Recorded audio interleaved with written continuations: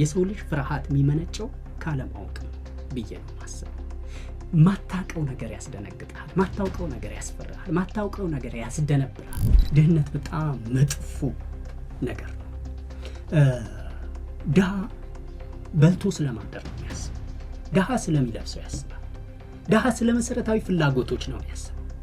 ድሃ ሲማር እንኳ ተምሮ ሰርቲፊኬት በአቋራጭ በሆነ መንገድ ይዞ ሰርቲፊኬት ይዞ በተመረቀበት ሙያ ስራ ስለማግኘት ነው፣ ስለመቀጠር ነው የሚያስበው። ድሃ ዕለቱን በልቶ ስለማደር ነው የሚያስበው። ድሃ ስለ ሌሎች ነገሮች አያስብም፣ ስለ መሰረታዊ ጥያቄዎች አያስብም። ድህነት ከባድ ነው። ፈጣሪን ማምነው ለምንድን ነው? ፈጣሪ የተሻለ ነገር እንዲሰጠኝ ነው። በምድርም በረከትን ከሞት በኋላ ሌላ አለኝ ምለው ህይወት ላይ ጸጋ እንዲሰጠኝ፣ አለኝ ምለው ህይወት ላይ ጀነት ወይም ገነት እንዲያስገባኝ አይደለም አምነው።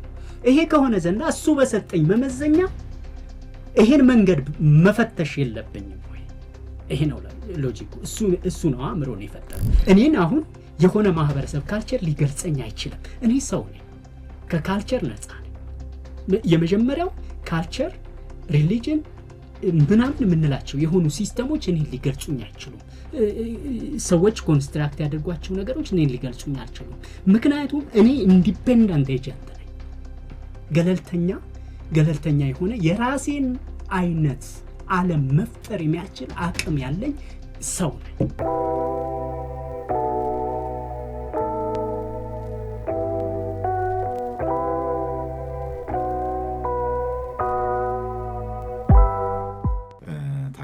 ስለተገኘህልን በጣም እናመሰግናለን። እንኳን ደህና መጣ። አመሰግናለሁ እኔም ስለጋበዛችሁ።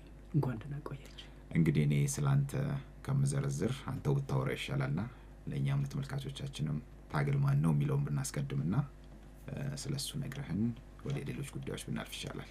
መልካም። ታገል ማን ነው? አንዳንዴ ራሱ ስለ ራሱ ያልሰራውን ነገር ማውራት ለሰው ልጅ ይከብደዋል አይደል? ታገልን የሰራሁት እኔ አይደለሁም። በእርግጥ የኔም እንትን አለው፣ የኔ ድርሻ አለው። የኔ ድርሻ ግን በቅርቡ ዋናው ይሄ ታገል የሚባለው ይሄን አካል የሰራው ግን ሌላ አካል፣ እሱ አካል የሰራው በሙላት ሊገልጸው የሚችለው እሱ ብቻ ነው፣ የሰራው አካል ብቻ ነው። እኔ የሰራሁትን ፓርት ሳወራ እኔ ላይ የሰራሁት በቅርቡ ነው።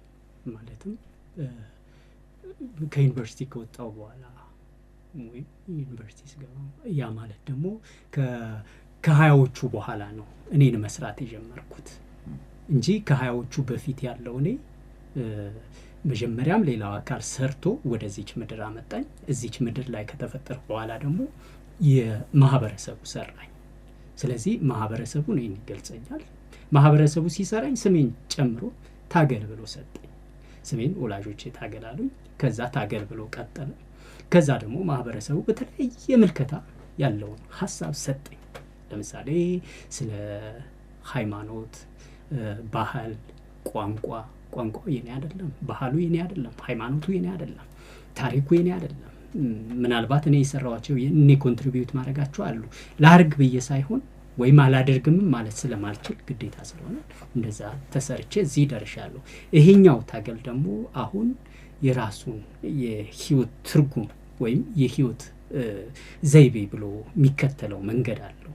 እሱን መንገድ እየተከተለ እዚህ ጋር ያለው ከሚከተላቸው ነገሮች አንዱ ማሰብ ጥሩ ነው ይላል ይሄኛው ታገል። ልክ ዴካርት ሰው ማን ነው የሚለው ነገር በጣም ያስጨንቀው ስለነበር ሲያስጨንቀው ብቻውን ቁጭ አለና ሁሉንም ነገር ዲና ያደረገ፣ ሁሉንም ነገር ጥርጣሬ ውስጥ ከተተውና ሁሉንም ነገር የለም ብሎ አሰበ። ዘን ቁጭ ብሎ ምንድን ያለው ማን ነው እኔ የሚባለው ይሄ ሰው የሚባለው ፍጥረት ማን ነው ብሎ ቁጭ ሲል አእምሮ አለማሰብ አልቻለም። ዘን ኦኬ ስለዚህ እኔ ማለት ወይም ሰው ማለት ማሰብ ነው አለ። ማሰብ ስለዚህ ዱዋሊዝም እንትን አለ።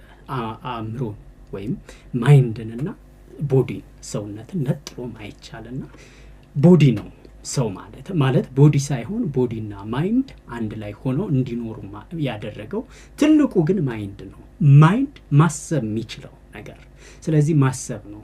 እኔ አለሁ ለማለት እኔ ኤግዚስት አደረኩ ማለት አሰብኩ ማለት ነው። ማሰብ ነው ሰው ማለት ይላል ኮጊቶ ኤርጎ ሰም። አይ አም ይላል አይ ቲንክ ዜርፎር አይ አም ነው የሚለው አስባለሁ ስለዚህ አለሁ ማለት ነው። እኔም አሁን ምናልባት በማሰቤ እኔ አሁን እኔ የምለው እኔ እንዳልሆኑ ወይም እኔ ጥያቄ እንደሆነ ገባኝ ዘንድ በእኔ ውስጥ የኔ ድርሻ ምንድን ነው የሚለውን ደግሞ ሳስበው የኔ ድርሻ በጣም ጥቂት ነው። ከጥቂቱ ድርሻዬ ውስጥ አሁን ማውራው የኔን ነው፣ ቀጥሎ ማውራው የኔን ድርሻ።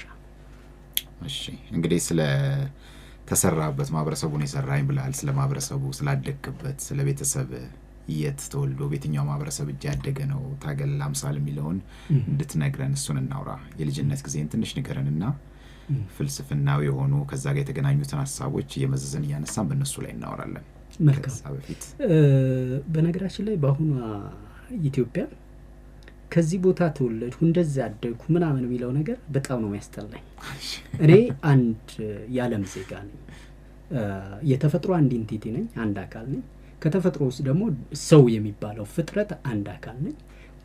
ሰው ከሚባለው ፍጥረት ደግሞ አንድ ሰዎች ፍሬም ባረጉት አንድ ኢትዮጵያዊ ነኝ።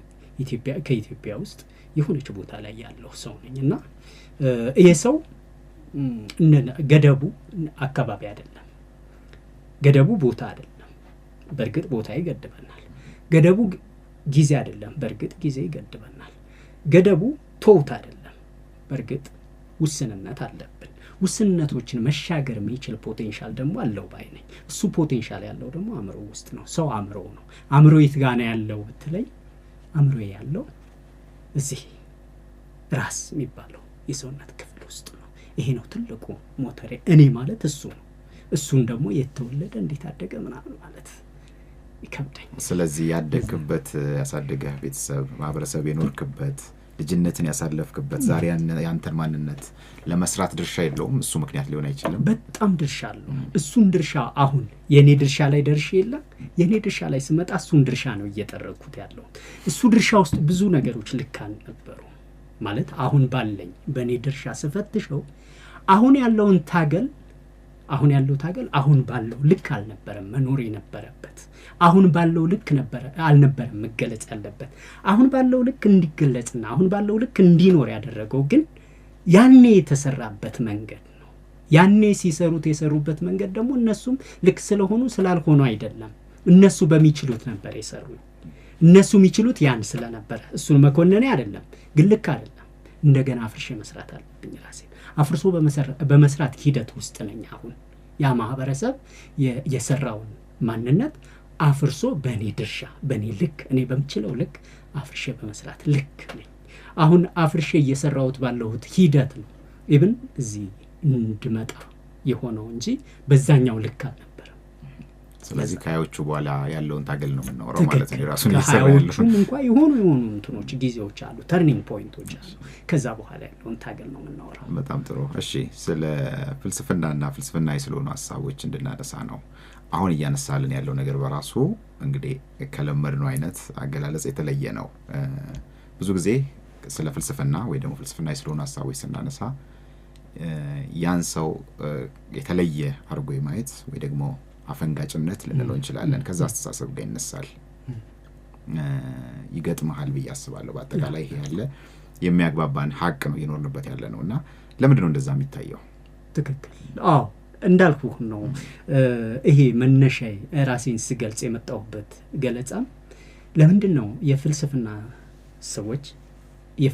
ሰዎች ናቸው የሚባሉት ወይም የፍልስፍና ሀሳቦችን የሚያነሱት ወይም ፍልስፍናዊ ጥያቄዎችን የሚጠይቁ ሰዎች? እሱ ብቻ አይደለም። የሚገርመው ነገር ጥያቄን ማብዛት በራሱ በእኛ ማህበረሰቡ ውስጥ እንደ ስትሬንጅ እንደ እንግዳ የሚታይበት፣ እንደ አፈንጋጭነት የሚታይበት፣ እንደ አጉል ተራቃቂነት የሚታይበት ሌብል የሚደረግበት ሁኔታ አለ። እሱ አክቹሊ በእኛ ማህበረሰብ ብቻ አይደለም፣ ብዙዎቹ ጋር ይሆናል። እኛ ጋር ግን ትንሽ ይጋነናል። ይህ የሚሆንበት ምክንያት ብዙ ነው። የተወሰኑትን ለማየት ያህል አንደኛው ፍልስፍናን ያለማወቅ ነው። ፍልስፍናን ያለመረዳት ነው። ፍልስፍናን ፍርሃት ነው። የሰው ልጅ ፍርሃት የሚመነጨው ካለማወቅ ነው ብዬ ነው ማስበው። ማታውቀው ነገር ያስደነግጣል፣ ማታውቀው ነገር ያስፈራል፣ ማታውቀው ነገር ያስደነብራል። ስለማናውቀው የማናውቀውን ነገር ስሙ ሲጠራ እንረበሻለን። የማናውቀው ነገር ወደ አካባቢያችን ሲመጣ ወደ የማናቀው ነገር ሲገለጽ እንፈራለን በቀላሉ። ለምሳሌ አንዳንድ ሰው አይጥ ይፈራል አይደል? አንዳንድ ሰው ብቻ ሳይሆን አብዛኛው ሰው ሊፈራ ይችላል። አይጥ ወይም እባብ ይፈራል። ሌላ እንስሳ ሊፈራ ይችላል። ለምንድን ነው የሚፈራው ስንል አንደኛ ፍጥነቱ ከለመደው ውጪ ነው። በሰዎች እንኳን መካከል እኮ እኔ እናንተ እዚህ ቁጭ ብለን ስናወራ እኔ ከለመድከው እስካሁን በህይወትህ ከመጣበት መንገድ በተለየ መልኩ ብወራጭብህ ትፈራኛለህ። አለባብሴ ለየት ቢልብህ ትፈራኛለህ። አነጋገሬ በጣም ቢለይብህ ወይ በጣም ቢፈጥን ወይ ደግሞ በጣም ቢዘገይ ቀሰስተኛ ቢሆን ትፈራለህ። የሆነ ስጋት ያድርብሃል። ለምን? የለመድነው ስኮፕ አለ፣ ያወቅነው ልክ አለ። ካወቅነው ውጪ የሆነ ነገር ሁሉ ያስፈራናል። ስናውቀው ግን አያስፈራንም። ስለዚህ አለማወቅ ነው አንዱ። ያለማወቅ ባለማወቅ ፍልስፍና ምንድን ነው? ፍልስፍና ሰዎች እንደሚረዱት አይደለም። አብዛኛው ይሄ ከሩቁ ያለው ሰው አብዛኛው ሰው እንደሚረዳው ወይም እንደሚገልጸው አይደለም። ፍልስፍናን አጉል ቅዠት አድርጎ የሚረዳ ሰው አለ። ፍልስፍናን አጉል ዝም ብሎ መጠየቅ ብቻ አድርጎ የሚረዳ ሰው አለ። ፍልስፍናን ያልሆነ መራቀቅ የሚመስለው ሰው አለ። አንዳንዴ ደግሞ እንዲሁም ሰምታችሁ ይሆናል የኦሾን አንብቦ ወይም የሆነ ሚስተር ኤክስን የፍልስፍና ጽሁፎች አንብቦ ሱሪውን ቀዶ ሄደ፣ ጸጉሩን አንጨብርሮ ሄደ ምናምን ይባል። ምንም እኮ ማይገናኝ ነገር ነው። ያ ሰው ምናልባት ኦሾን አንብቦ ሱሪውን ከቀደደ ኦሾ ሐሳቡም አልገባውም፣ ምን እያደረገ እንደሆነም አልተረዳም። እሱን ነው የማውቀው። አክቹሊ እሱ ፍልስፍናም አይደለም ማለት ሁሉም ሐሳብ ፍልስፍና ነው ማለትም አይደለም።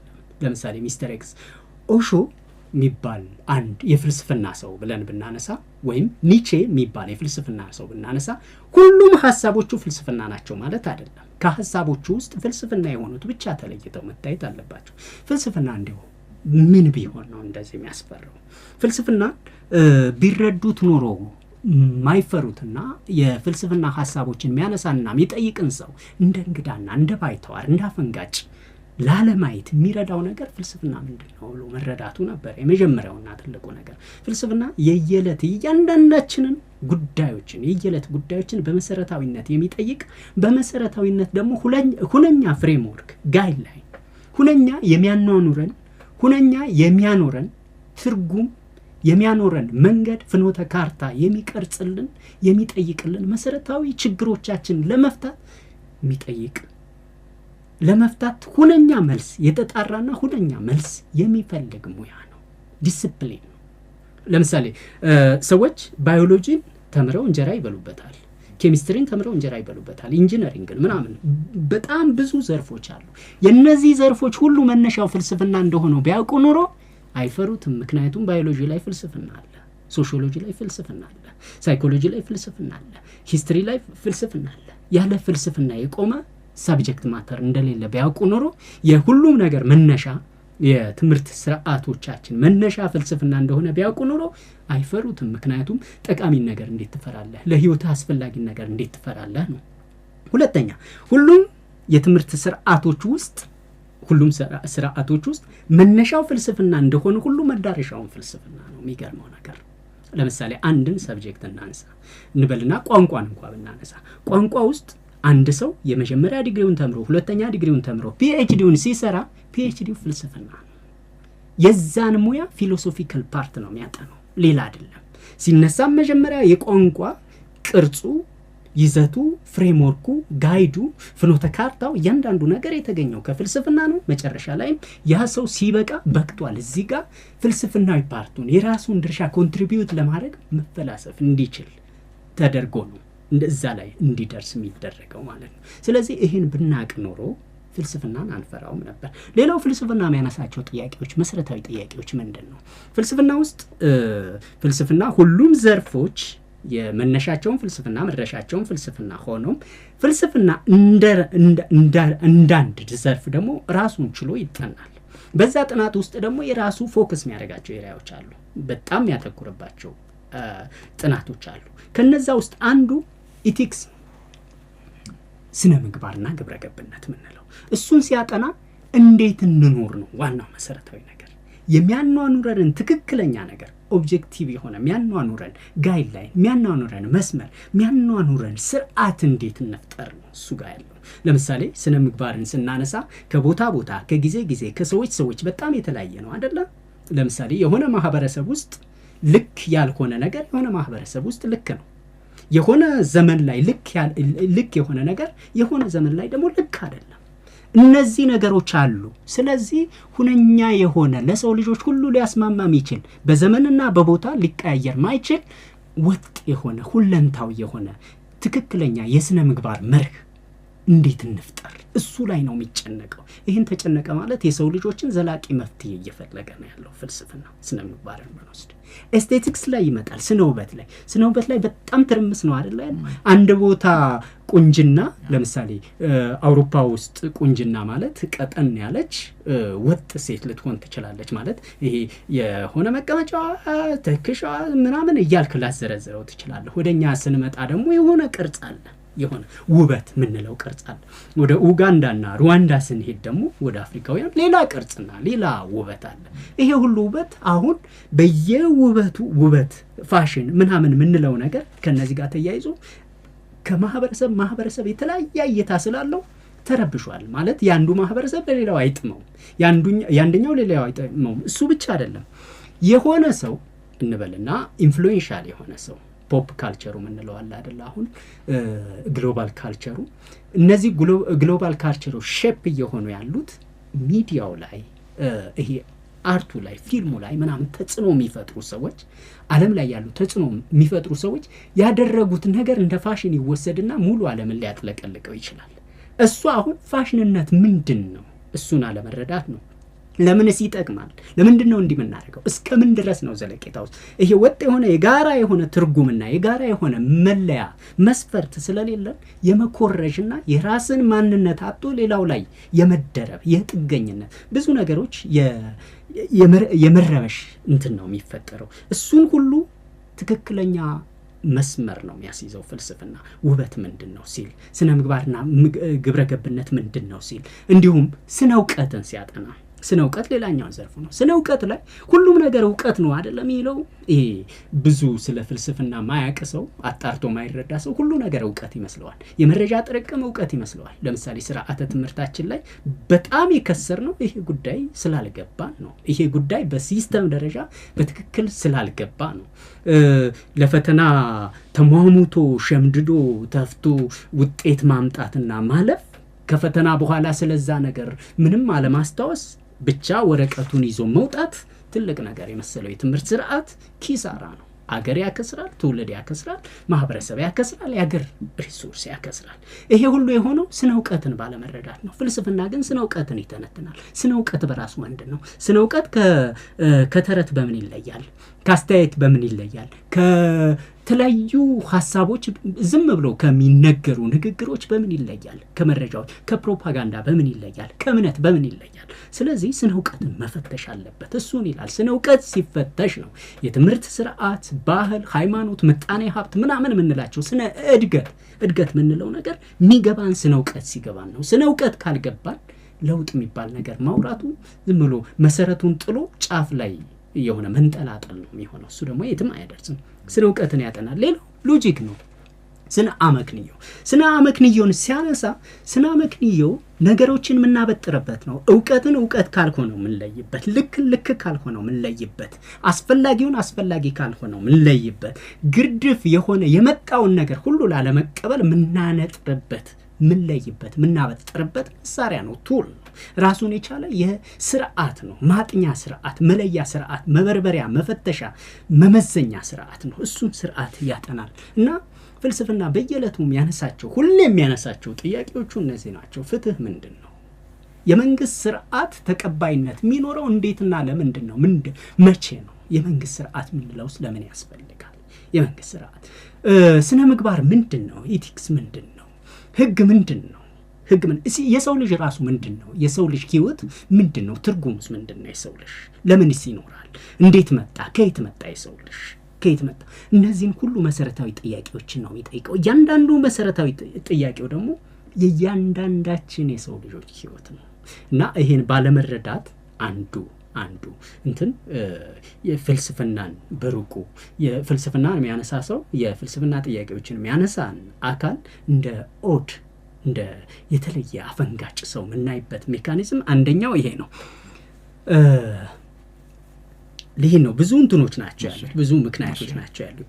በየመሃሉ ማስቆም ትችላለህ። መቀጠል እንችላለን። ጥሩ።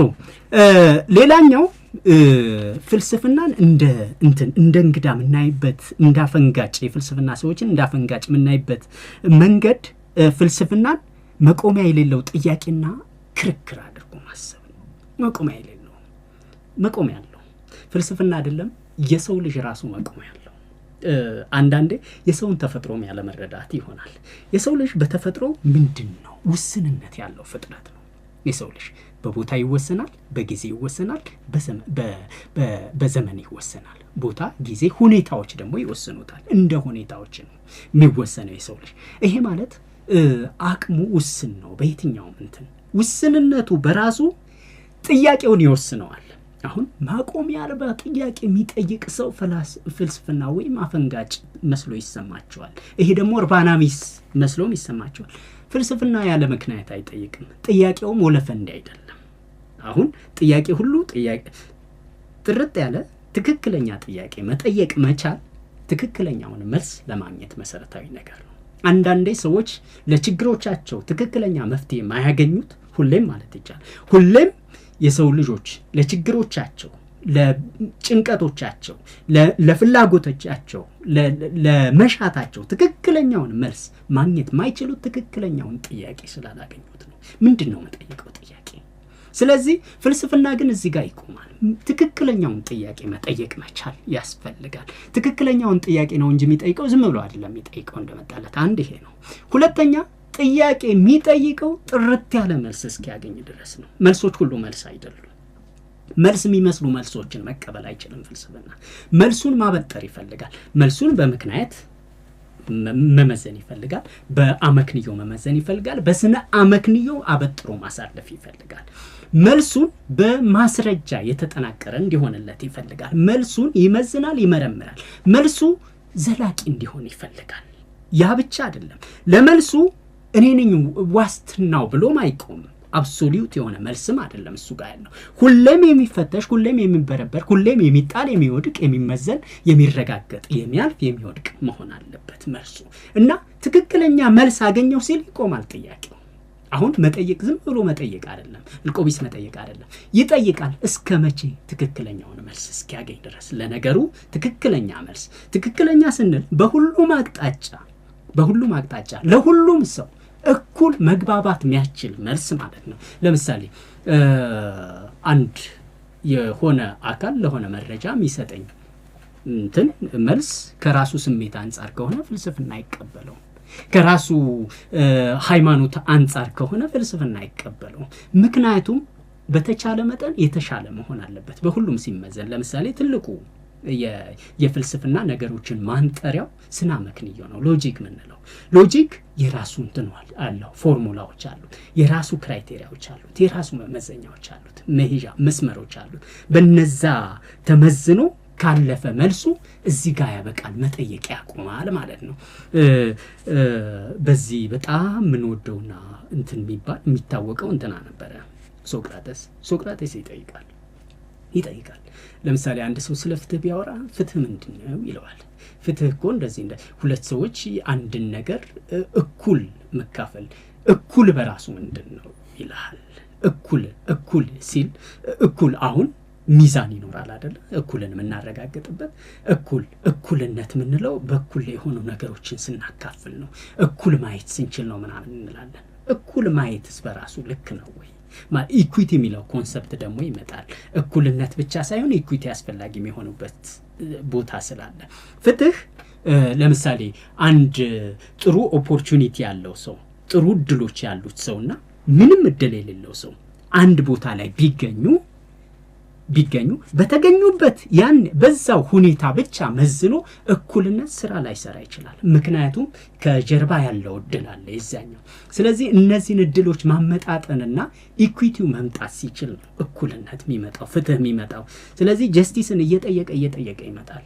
ሲጠይቅ መላሹ አጥጋቢና ትክክለኛ ይሄ ሎጂካል አመክንያዊና ስነ አመክንያዊ መልስ ካልሰጠው ያ ሰው አሁንም መጠየቁን አያቆም። መጠየቁን ማያቆመው ለምንድን ነው ስንል የሰጠው መልስ ልክ አይደለም፣ ይጎለዋል። የሚጎለውን ነገር ይዞ መሄድ አስፈላጊ አይደለም። ምክንያቱም የሆነ ጊዜ አሁን ይሄ አካል ባይጠይቅ ሌላ ጊዜ ጥያቄ ነው እኮ። የሆነ ጊዜ ላይ ጥያቄው ቢቆም ማለት የሆነ አካል እዚህ ጋር ባልጠይቅ፣ ለምሳሌ እኔ እናንተ እዚህ ጋር ቁጭ ብለን ዛሬ እኮ የሆነ ነገር ተከሰተ ብለህ ስለ ራስህ የሆነ ነገር ንገረኝ እንበልና ምን ብትጠይቀኝ ጥሩ ነው መሰለህ? ከትምህርት መስኮች እንበልና ከትምህርት ፊልዶች አካውንቲንግ በጣም ጥሩ ነው በለኝ። ለምን ጥሩ ሆነ ልሃለሁ። ለምን ጥሩ ስለሆነ የስራ ዕድል ምናምን ትለኛለህ። እሺ አሁን ያለው የስራ ዕድል ገበያው ላይ ያለው የስራ ዕድል ነገ እንደሚቀጥል በምን እርግጠኛ ነህ እልሃለሁ። አሁንም ያንተን እንትን ትሰጠኛለህ፣ ታስረዳኛለህ። ስታስረዳኝ እሺ የገበያውስ እንደዚህ ሆነ፣ ሌሎች መስኮችስ አያስፈልጉምን ብልሃለሁ። ሌሎች መስኮች እንጀራ ካላበሉ፣ ትውልድ ስራ ካላገኘባቸው እንደዚህ ከሆኑ ምን ያደርጋሉ ካልከኝ፣ ዓለም በኢኮኖሚክስ ብቻ ወይም በአካውንቲንግ ብቻ ትቆማለች ወይ የሚል ጥያቄ ይመጣል። በአካውንቲንግ ብቻ ልትቆም ትችላለች ወይ? ሂስትሪው አያስፈልግም፣ ፍልስፍናው አያስፈልግም፣ ምናምኑ አያስፈልግም እያልኩ ስመጣ የሆነ ቦታ ላይ ትቆማለህ። ምክንያቱም አስፈላጊ እንዳልሆነ አሁን በአንድ መመዘኛ ብቻ ነገሩን የምትመዝነው ከሆነ፣ በአንድ እይታ ብቻ የምታየው ከሆነ ሌላውን እይታ ከተውቆ ሙሉ አይሆንም መልስህ ሙሉ ካልሆነ ጥያቄ ይቀጥላል ማለት ነው። እኔ አሁን ባልጠይቅህም ጥያቄው ግን ሌላ ጊዜ መነሳቱ አይቀርም። ስለዚህ ይሄን ባለመረዳት ሰዎች ፍልስፍናን ዝም ብሎ ያለ ቁም ነገር እርባና የሌለው ጥያቄ መጠየቅ ጉዳይ ብቻ አድርገው ስለሚወስዱት ፍልስፍናን በሩቁ አይነት ነገር አፈንጋጭነት ነው ብሎ ማሰብ አለ። ይሄኛው ሌላኛው መንገድ ነው። ሌላኛው የሃይማኖቶች ተጽዕኖ ነው። ፍልስፍናን በጣም እንድንፈራውና አፈንጋጭ መስሎ እንዲሰማን ሃይማኖቶች ምን አይነት እንትን አላቸው? ፍልስፍና ሲባል ፍልስፍና በሃይማኖታችን ተጠራጣሪ እንድንሆን፣ ጠያቂ እንድንሆን፣ እንድንላላ፣ እንድንርቅ የሚያደርገን ዘርፍ አድርጎ የመመልከት ጉዳይ። ለምሳሌ ኢትዮጵያ ውስጥ ኦርቶዶክስ ወይም ክርስትና እና እስልምና ዶሚናንት ሃይማኖቶች ናቸው አይደል? ሁለቱም የሃይማኖቱ ተከታዮች ከዛ ሃይማኖት እንዲወጡ አይፈልጉም። ሃይማኖተኛውም ያን ሃይማኖት የመጨረሻ የህይወት ግቡና ከምድራዊ ህይወት አልፎ የሰማያዊ ዓለሙ ላይ የሰማያዊ ህይወቱ ላይ ከሞት በኋላ ባለው ህይወቱ ላይ ዋስትናው አድርጎ የሚቀበለው ነገር ነው። እዚህ ላይ ጥያቄ እንዲፈጠርበት አይፈልግም። ጥያቄ እንዲፈጠርበት ስለማይፈልግ ደግሞ መመርመር አይፈልግም። አክቹሊ ፍልስፍና ይሄ ነገር ሊያጠራጥረኝ ይችላል፣ ይሄ ነገር በእምነቴ ሊያላላኝ ይችላል ብሎ ካሰበ እምነቱ ላይ ጥርጣሬ ያለው ማለት ነው። ኢንዳይሬክት እንትኑ ሎጂኩ እንደዛ ነው የሚመጣው። ማለት አንድ ነገር ላይ እንደዚህ ከተጠየቁ ጥያቄ ከበዛ ምናልባት ያለሁበት እንትን ላይ ጥርጣሬ ሊፈጥርብኝ ይችላል ካለ ጥርጣሬ የሚፈጥርብህ ከሆነ እርግጠኛ አልሆንክበትም ማለት። እርግጠኛ ከሆንኩበት ምንም አይነት ጥርጣሬ ሊፈጥርብህ የትኛውም ነገር ጥርጣሬ ሊፈጥርብህ አይችልም። አንድ እሱ ነው።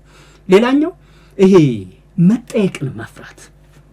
ይሄን ነገር ካልመረመርከውና እስከ መጨረሻው ልክነቱን አረጋግጠህ በሙሉ ቁመና ካልተገኘህ ጥያቄዎችን በመሸሽ ጥያቄዎችን በመፍራት ሊያጠራጥረኝ፣ በእምነቴ ላይ ደካማ ሊያደርገኝ፣ ከእምነቴ ሊያፈናቅለኝ ይችላል ብለህ ምሸሸው አካል ካለ ምሸሸው ነገር ካለ እሱን ነገር መጋፈጥ የሚያስችል ቁመና ላይ ካልሆንክና በዛ ልክ ካልበቃህ አንተ ራስህን መጀመሪያ መጠርጠር አለብህ። ሌላኛው ጥያቄው እስኪመጣ መጠበቅ ሁሉ አይጠበቅብህም። አንተ ራስህን መጀመሪያ መጠርጠር። እስከዚህ ድረስ ማሰብ ስለማንችል ይመስለኛል አንዳንዴ እሱም ነው እነዚህ ተጽዕኖዎች። በቃ ፍልስፍና የሚባለው ነገር ሃይማኖት ጋድ እንዲናይ ያደርጋል። የፈጣሪን መኖር የፈጣሪን ህልውና ጥርጣሬ ውስጥ ይከታል፣ ይጠይቃል ብለው ያስባሉ። መጠየቅ ስህተት አይደለም። እንትና ዘረ ያዕቆብ ምን ሚላት ሐሳብ አለች ፍልስፍናው ላይ አመክንዮን የሰጠ ፈጣሪ ነው። ፈጣሪ የሰጠን አመክንዮ ደግሞ ፈጣሪን ምናገኝበት ፈጣሪ ጋር ምንገናኝበት ከሞት በኋላ ባለው ህይወትም በፈጣሪ ምንዳኝበት ብለን ምናምነውን እምነት እሱ በሰጠን መመዘኛ እሱ በሰጠን አመክንዮ መፈተሽ አለብን ይላል። ልክ ነው። ይሄ ነው መሆን ያለበት። ምክንያቱም አእምሮዬን ማን ሰራው? አእምሮዬን የሰራው ፈጣሪ ነው አይደል? ፈጣሪን ማምነው ለምንድን ነው? ፈጣሪ የተሻለ ነገር እንዲሰጠኝ ነው። በምድርም በረከትን ከሞት በኋላ ሌላ አለኝ ምለው ህይወት ላይ ጸጋ እንዲሰጠኝ አለኝ ምለው ህይወት ላይ ጀነት ወይም ገነት እንዲያስገባኝ ነው አይደለም አምነው። ይሄ ከሆነ ዘንዳ እሱ በሰጠኝ መመዘኛ ይሄን መንገድ መፈተሽ የለብኝም ወይ? ይሄ ነው ሎጂኩ። እሱ ነው አእምሮን የፈጠረው። አእምሮ ጥያቄዎች ሁሉ ሲመጡ በአእምሮ ማሰብ ልክ ነው ጥያቄዎች የሚፈጠሩት። የበለጠ ያሰብንና የመረመርን ስንሄድ የበለጡ ጥያቄዎች ይመጣሉ። ጥያቄዎች ከሌሉ ደግሞ ምርምር የለም። ጥያቄዎች ከሌሉ እድገት የለም። ጥያቄዎች ከሌሉ መልስ የለም። ስለዚህ መጀመሪያ ስንጠይቅ መልስ እናገኛለን። መልስ ስናገኝ ደግሞ መልሱን እንጠይቃለን። መልሱን መጠየቃችን ደግሞ መፈተሽ ነው፣ መመዘን ነው፣ ማበጠር ነው። ትክክለኛ መልስ እስከምናገኝ ድረስ መልሱን ማረጋገጥ ነው። ስለዚህ ማረጋገጥ የሚያስችለን ይሄ ሁሉ የሚካሄድበት አካል ደግሞ አእምሮ ነው። አእምሮን የፈጠረው እሱ ነው ካለን እሱ በፈጠረው እሱ በሰጠን ጸጋ እንበለው፣ እሱ በሰጠን አካል እንበለው፣ እሱ በሰጠን ይሄ ፍጡር እሱ በሰጠን ቱል ወይም መሳሪያ እሱ ጋር ልንገናኝበት ነው ያልነውን መንገድ መፈተሹ ምኑ ጋር ነው ኃጢአቱ? ምኑ ጋር ነው ነው ምኑ ጋር ነው ወንጀሉ? ይሄን ኮንሲደር ያለማድረግ ይሄን ያለ መጠየቅና ያለ ማሰብ በሩቁ እንድንፈራው አድርጎናል። እንትና አምላክን ይጠይቃል ማለት ፍልስፍና የአምላክን ህልውና ይጠይቃል፣ የፈጣሪን ህልውና። ስለዚህ በሩቁ ፍልስፍና በሃይማኖቴ ላይ ጥያቄ ያነሳል። ስለዚህ ከሃይማኖቴ እንዳፈነግጥና እንድለቅ ሊያደርገኝ ይችላል። ፍልስፍና የሃይማኖቴን መንገድ ልክ ያልሆኑ ህጹጾቹን ያሳየኛል። ህጹጾች ካሉበት ለምን ትከተለዋለህ? እሱን እንዲያሳይህ አይደል እንደሚፈልገው? እና እሱን አለማሰብ አንደኛውና ትልቁ ነው። ይሄ ሃይማኖታዊ በሆኑ አካባቢዎች ፍልስፍና ይጠላል። ወይም ሃይማኖት ቀላሉ ነገር ሃይማኖት ዝም ብለህ ነው የምትቀበለው። እውቀት በተለያየ መልኩ ይገኛል። ከሚገኝባቸው መንገዶች አንዱ ሪቪሌሽን ነው፣ መገለጥ ግን ዋስትና የሌለው እውቀት ነው። ሰዎች እውቀት ነው ይሉታል የመገለጥን ግን በስነ እውቀት ዲፊኒሽን፣ በስነ እውቀት ትርጉምና በስነ እውቀት መንገድ ደግሞ ስንፈትሸው የተገለጠ እውቀት ላይሆን ይችላል። ምክንያቱም እውቀት መመርመር አለበት፣ እውቀት መፈተሽ አለበት፣ እውቀት በአመክንዮ መጣራት መቻል አለበት፣ እውቀት በማስረጃ ጠብሰቅ ማለት አለበት። ማስረጃውን ለምሳሌ ሚስተር ኤክስ አንድ ሰው ተገለጠልኝ ሲል ለሱ ተገልጦለት ሊሆን ይችላል እኮ። የተገለጠለትን ነገር ግን እኔ ልቀበለው የምችለው አንደኛ ማስረጃ ካለው ነው፣ ሁለተኛ በአመክንዮ ካለፈልኝ ነው። ነገርየው በአመክንዮ ስመዝነው፣ በስነ አመክንዮ ስመዝነው ማለፍ ከቻለ ነው። ሶስተኛ ከአሁን በፊት ከማውቃቸው እውቀቶች ኮረስፖንድ ካረገልኝ ነው። የእውቀት ቲዎሪዎች አሉ። ከነዚያ የእውቀት ፍሬምወርኮች የእውቀት ቲዎሪዎች ጋር ከተጣጣመ ነው። ካለዛ ልቀበለው አልችልም። ነገር ግን ሃይማኖት ውስጥ ዝም ብለህ መቀበል ትችላለህ። ስብከቶችን ዝም ብለህ ነው አይደል የምንቀበለው? አንድ አባት ወይም አንድ የሃይማኖት ሰው አንድ የሆነ ምናከብረው ሰው እንደዚህ ነው የተባለ ሰው የሆነ ነገር ቢለን ክሌም ቢያነሳ ዝም ብለን እንቀበለዋለን፣ አንጠይቀውም። ይሄን ነገር ስለሚያበረታታ በእርግጥ ዶክትሪኑ ያበረታታል ወይ? እሱ ሌላ ጉዳይ ነው። ግን እንዲሁ የምናየው ነገር ግን እንደዛ ሆኖ ስለሚመጣ ፍልስፍና መጠየቅን ፍርሃቱ ያለ ከዚህ የተነሳ አፈንጋጭነት ተደርጎ ይቆጠራል። ልክ እኔ መጀመሪያ ላይ እንዳልኩት ማህበረሰቤን ይሰራኝ ስል ምን ማለት ነው ሊሉ ይችላሉ። ማህበረሰቤ ሲሰራኝ ክፍተቶች ነበሩ፣ ስለዛ የሰራኝ ልክ አልነበረም ስል እንዴት ማለት ነው? ማህበረሰብን እንደሰደቡ ሊቆጠር ይችላል? እንደዛ ማለት አይደለም። እያንዳንዱን ነገር በማስተዋል መመዘን ስለሚገባ እሱን ያለ መረዳት ሌላኛው ኬዝ ነው። ሌላኛው ከአመክንዮ መረዳትና መመርመር ይልቅ ማስታወስን የሚያበረታታ የትምህርት ስርዓት ስላለን የትምህርት ስርዓታችን አንደኛው ፍልስፍናን እንዳፈንጋጭነት እንድናይ ያደረገ ስርዓት ነው። የትምህርት ስርዓታችን እንትን ላይ አይደለም። ለምሳሌ በየትኛው ሙያ ላይ ብንሄድ ከአንደኛ ክፍል እስከ 12ኛ ክፍል ከዛም እስከ ዩኒቨርሲቲ ከዛም ማስተርስ ፒኤችዲ እስክንል ድረስ አብዛኞቹ የትምህርት ስርዓቶቻችን ተምረን በዛ የዛን ትምህርት ቴክስት ቡክ አውቀን ሳይሆን መረጃውን ወስደን አጠራቅመን ያችን መረጃ ለተወሰነ ጊዜ አስተዋውሰን በማስተዋወስ የሚፈለገውን ጥያቄ ተፈትነን ከዛ ያስታወስነውን መልሰን ፈተናውን አልፈን ተመርቀሃል የሚል ወረቀት የውቅና ወረቀት እንድንወስድ ሰርቲፊኬት እንድንወስድ ነው ዲዛይን የተደረጉት እንጂ እንድንረዳ አይደለም። ፍልስፍና መረዳትን ይጠይቃል። ፍልስፍና መጠየቅን ይጠይቃል። ፍልስፍና ክሪቲሳይዝ ማድረግን ይጠይቃል። ለምሳሌ በመማረው የትምህርት መስክ የሚሰጠኝ ቴክስት ቡክ ሳነበው የሆነ ቦታ ላይ ልክ ካልሆኑ ቲዮሪዎቹ ጥያቄ ከሆኑብኝ ቲዮሪ አሁን በሳይንስ እና በትምህርት መስኮቹ እንደ ፍሬምወርክ ነው አይደለም የሚያገለግለን እንደ እውቀት መነሻ እንደ እውቀት መመዘኛ እንደ ማጣሪያ ሚዛን ነው የምጠቀመው። እንደ መነሻ ቤንችማርክ ነው የምጠቀመው። እሱን ቤንችማርክ እንኳን መጠየቅ መቻል አለብኝ። ቤንችማርኩን ጠይቄ ስህተት ከሆነ የራሴን ቤንችማርክ መፍጠር ሁሉ እስክችል ድረስ ነፃነት አለ። ይህን ነፃነት አልሰጠንም የትምህርት ስርዓታችን።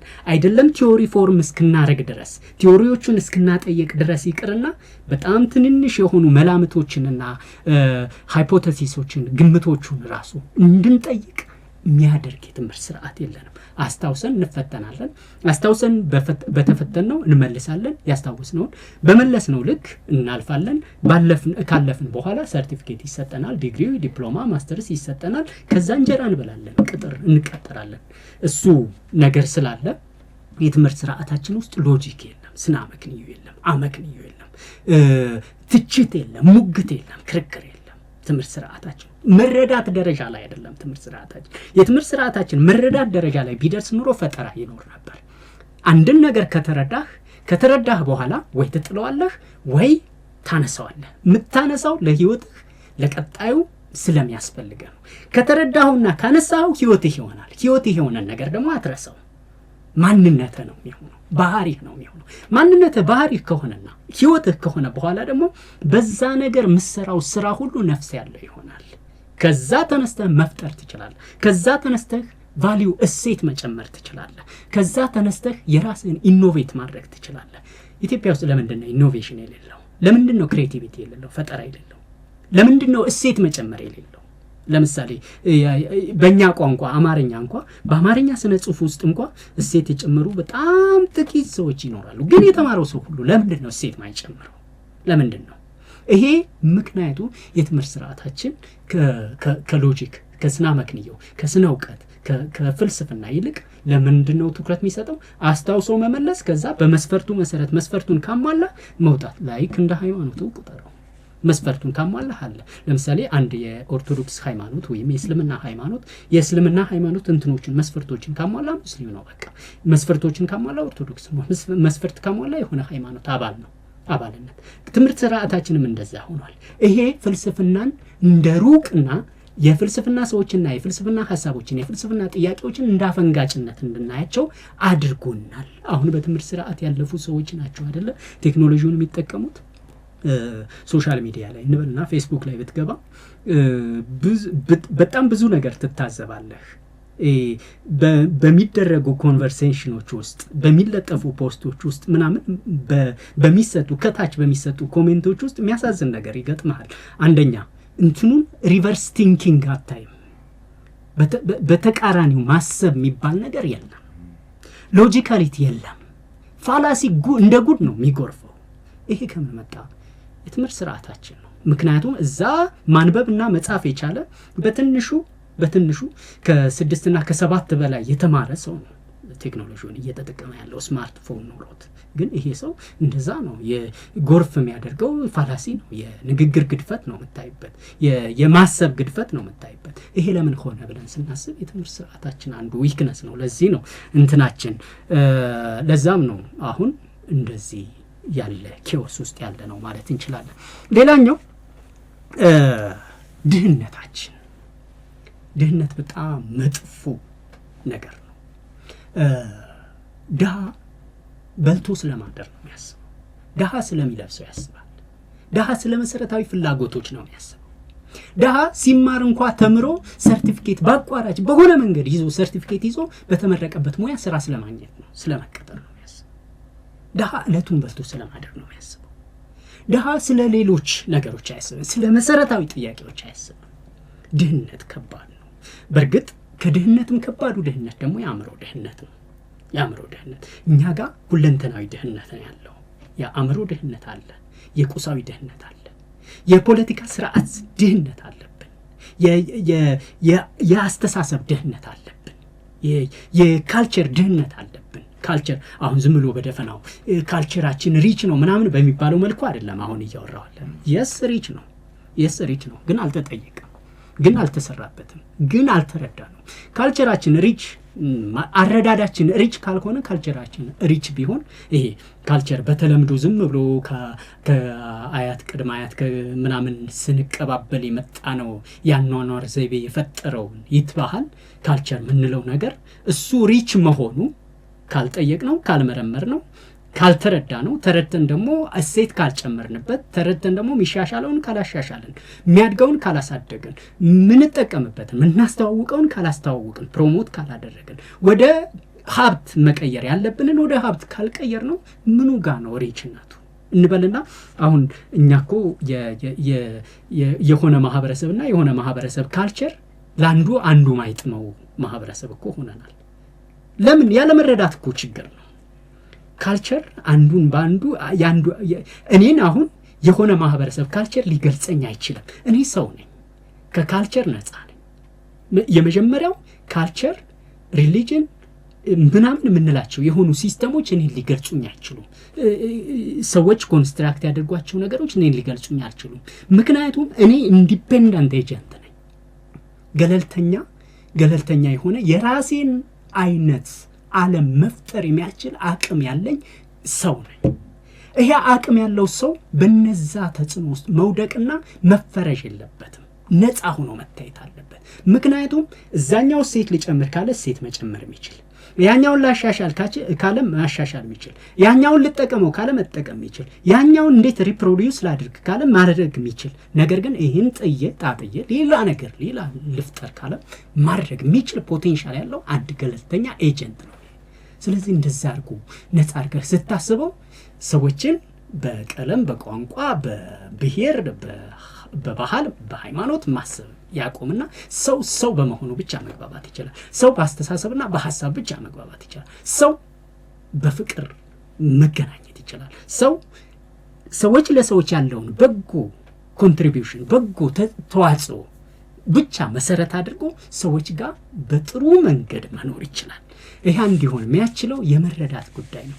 ካልተረዳ ነው ሪች የምንለው ነገር ሪች በራሱ ምንድን ነው እሱ ጋር እንጠይቃለንና የትምህርት ስርዓታችን አንደኛው። ሌላኛው ድህነታችን ያልኩ ይሄ ድህነት በጣም ከባድ የሆነው ለዛ ነው። የትምህርት ስርዓታችን ውስጥ ወጠን እንጀራ ለመብላት የሆነ ነገር በየጊዜው እና ፍልስፍናን ምን አድርገን እንድንመለከተው አድርጎናል። በሐሳብ የሚጫወት የሚጠይቅ የሚፈላሰብ የሚያነብ ሰው ሌክቸሪ መስሎ እስኪታይ ድረስ ቅንጦት ማንበብ ጊዜ ወስደህ መድበህ አሁን እኮ ዝም ብለህ እስኪጠይቅ አነባለሁ ብትል እኮ ስራ ይመስላቸው ማለት ሰዎች ቀኑን ሙሉ መድበህ በሳምንት አንድ ቀን የሆነ ሰዓት መድበህ ስታነብ ብትውል ቦዘኔ ነህ። ስራ ይመስላችሁ። ነገር ግን ከስራዎች ሁሉ ትልቁ ስራ እሱ ነው። ምክንያቱም ለሌሎች ስራዎች ሁሉ የሚያዘጋጅህ ለወደፊት ህይወት የሚያዘጋጅህ ካንተ አልፈህ ለሌሎች ኮንትሪቢዩት እንድታረግ የሚያደርግህ የሚቀርጽህ የሚያንጽህ ሰው የሚያደርግህ ይሄኛው ማንበብህ ነው። እዚህ ጋር ራስህ ጋር ኢንቨስት የምታደርገውን ነገር እንደንትና አይወስዱትም። ዲስኮርስ ስራ ላይ መስል ይችላል። ዲስኮርስ መጥፋቱ ነው ዋጋ እያስከፈለን ያለው። ሰፊ የዲስኮርስ ባህል ቢኖረን ኖሮ፣ የውይይት ባህል፣ የክርክር ባህል፣ የሙግት ባህል ቢኖረን ኖሮ፣ የሐሳብን በነፃነት የመግለጽ ባህል ቢኖረን ኖሮ ፍልስፍናን የኛ እናደርገው ነበር።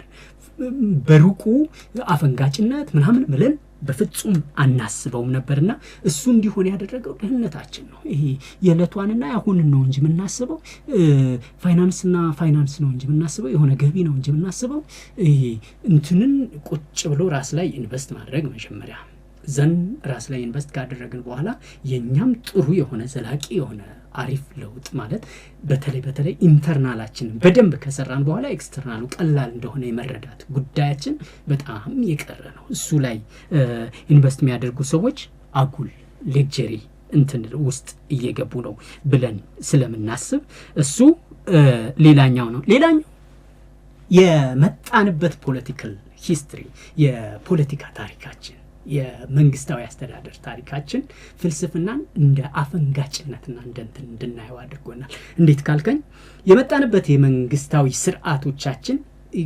አምባገነንነትና ለአምባገነንነት የተጠጉ ናቸው። ሐሳብን የሚያበረታቱ ሐሳብን በነፃነት መግለጽን የሚያበረታቱ መጠየቅን የሚያበረታቱ መሞገትን የሚያበረታቱ አይደሉም። ስትጠይቅ ስትሞግት የተለየ ሐሳብ ስታነሳ እንደ ተቃዋሚ እንጂ እንደ ግብ አሰጪ አይደለም የምትታየው። ይሄ በሆነበት አገር ውስጥ አሳቢዎች ወደፊት አይመጡም። አሳቢዎች ወደፊት ቢመጡ እንኳ ባሰቡት ልክ ሐሳባቸውን ወደ አደባባይ አይወጡትም። ቢያወጡትም እንኳ ተቀባይ አያገኙም። ቢያወጡትም እንኳ የሚጠብቃቸው ሌላ ነገር ነው የሚጠብቃቸው። ምክንያቱም አረዳድ አንዳንዴ የምታስበውን ሐሳብ ወይም ያለህን ነገር ጥሩ ነው ብለህ ካሰብ ጥሩነቱ የሚመዘነው በሚወርደው ቦታ ላይ ነው፣ በመዘራው ቦታ ላይ ነው። ስዘራው የዘራህበት ቦታ ላይ ጥሩ ካልሆነ ምንድነው የሚሆነው? እዛው ከስሞ ነው የሚቀረው፣ ትርጉም አይኖርም። ስለዚህ አሳቢዎች ይኖራሉ። አሳቢዎች ወደፊት መምጣት ካልቻሉ አሳቢዎች የሚያስተናግድ ፕላትፎርም ካልተገኘ አሳቢዎች ያሰቡትን ጥሩ ሐሳብ ማካፈል ካልቻሉ የሚያካፍሉት አካል ደግሞ ሐሳባቸውን ተቀብሎ ኢንተርቴን ማድረግ ካልቻለ ሐሳባቸውን ማሻገር ካልቻለ ሐሳባቸውን መኖር ካልቻለ ሐሳባቸውን መገልገል ካልቻለ እንዲሁም ሊያካፍል በሐሳቢውና ሐሳቡን በሚያካፍለው መካከል ያለው ደግሞ ኤጀንት አለ፣ ደላላ እንበለው። እሱ ደግሞ መንግስት ነው፣ የመንግስት ስርዓት ነው። እሱ ሁሉ ነገር ይቆጣጠራል። እሱ ደግሞ እንደውም ሐሳብን የሚፈራና ሐሳቢያንን የሚቀጠቅጥ ሐሳቢያን ሁሉ ተቃዋሚዎቼ ናቸው ብሎ የሚያስብ ትችትን፣ ሙግትን፣ ክርክርን፣ ጥያቄን የሚፈራ ከሆነ ሐሳቢያን ወደፊት አይመጡም። ሐሳቢያን ወደፊት አልመጡም ማለት ደግሞ ሌሎችም ለማሰብ አይነሳሱም። ታች ላይ ያለው ትውልድ ለማሰብ አይነሳሳም። ማሰብ ራሱ ትርጉም ያጣል።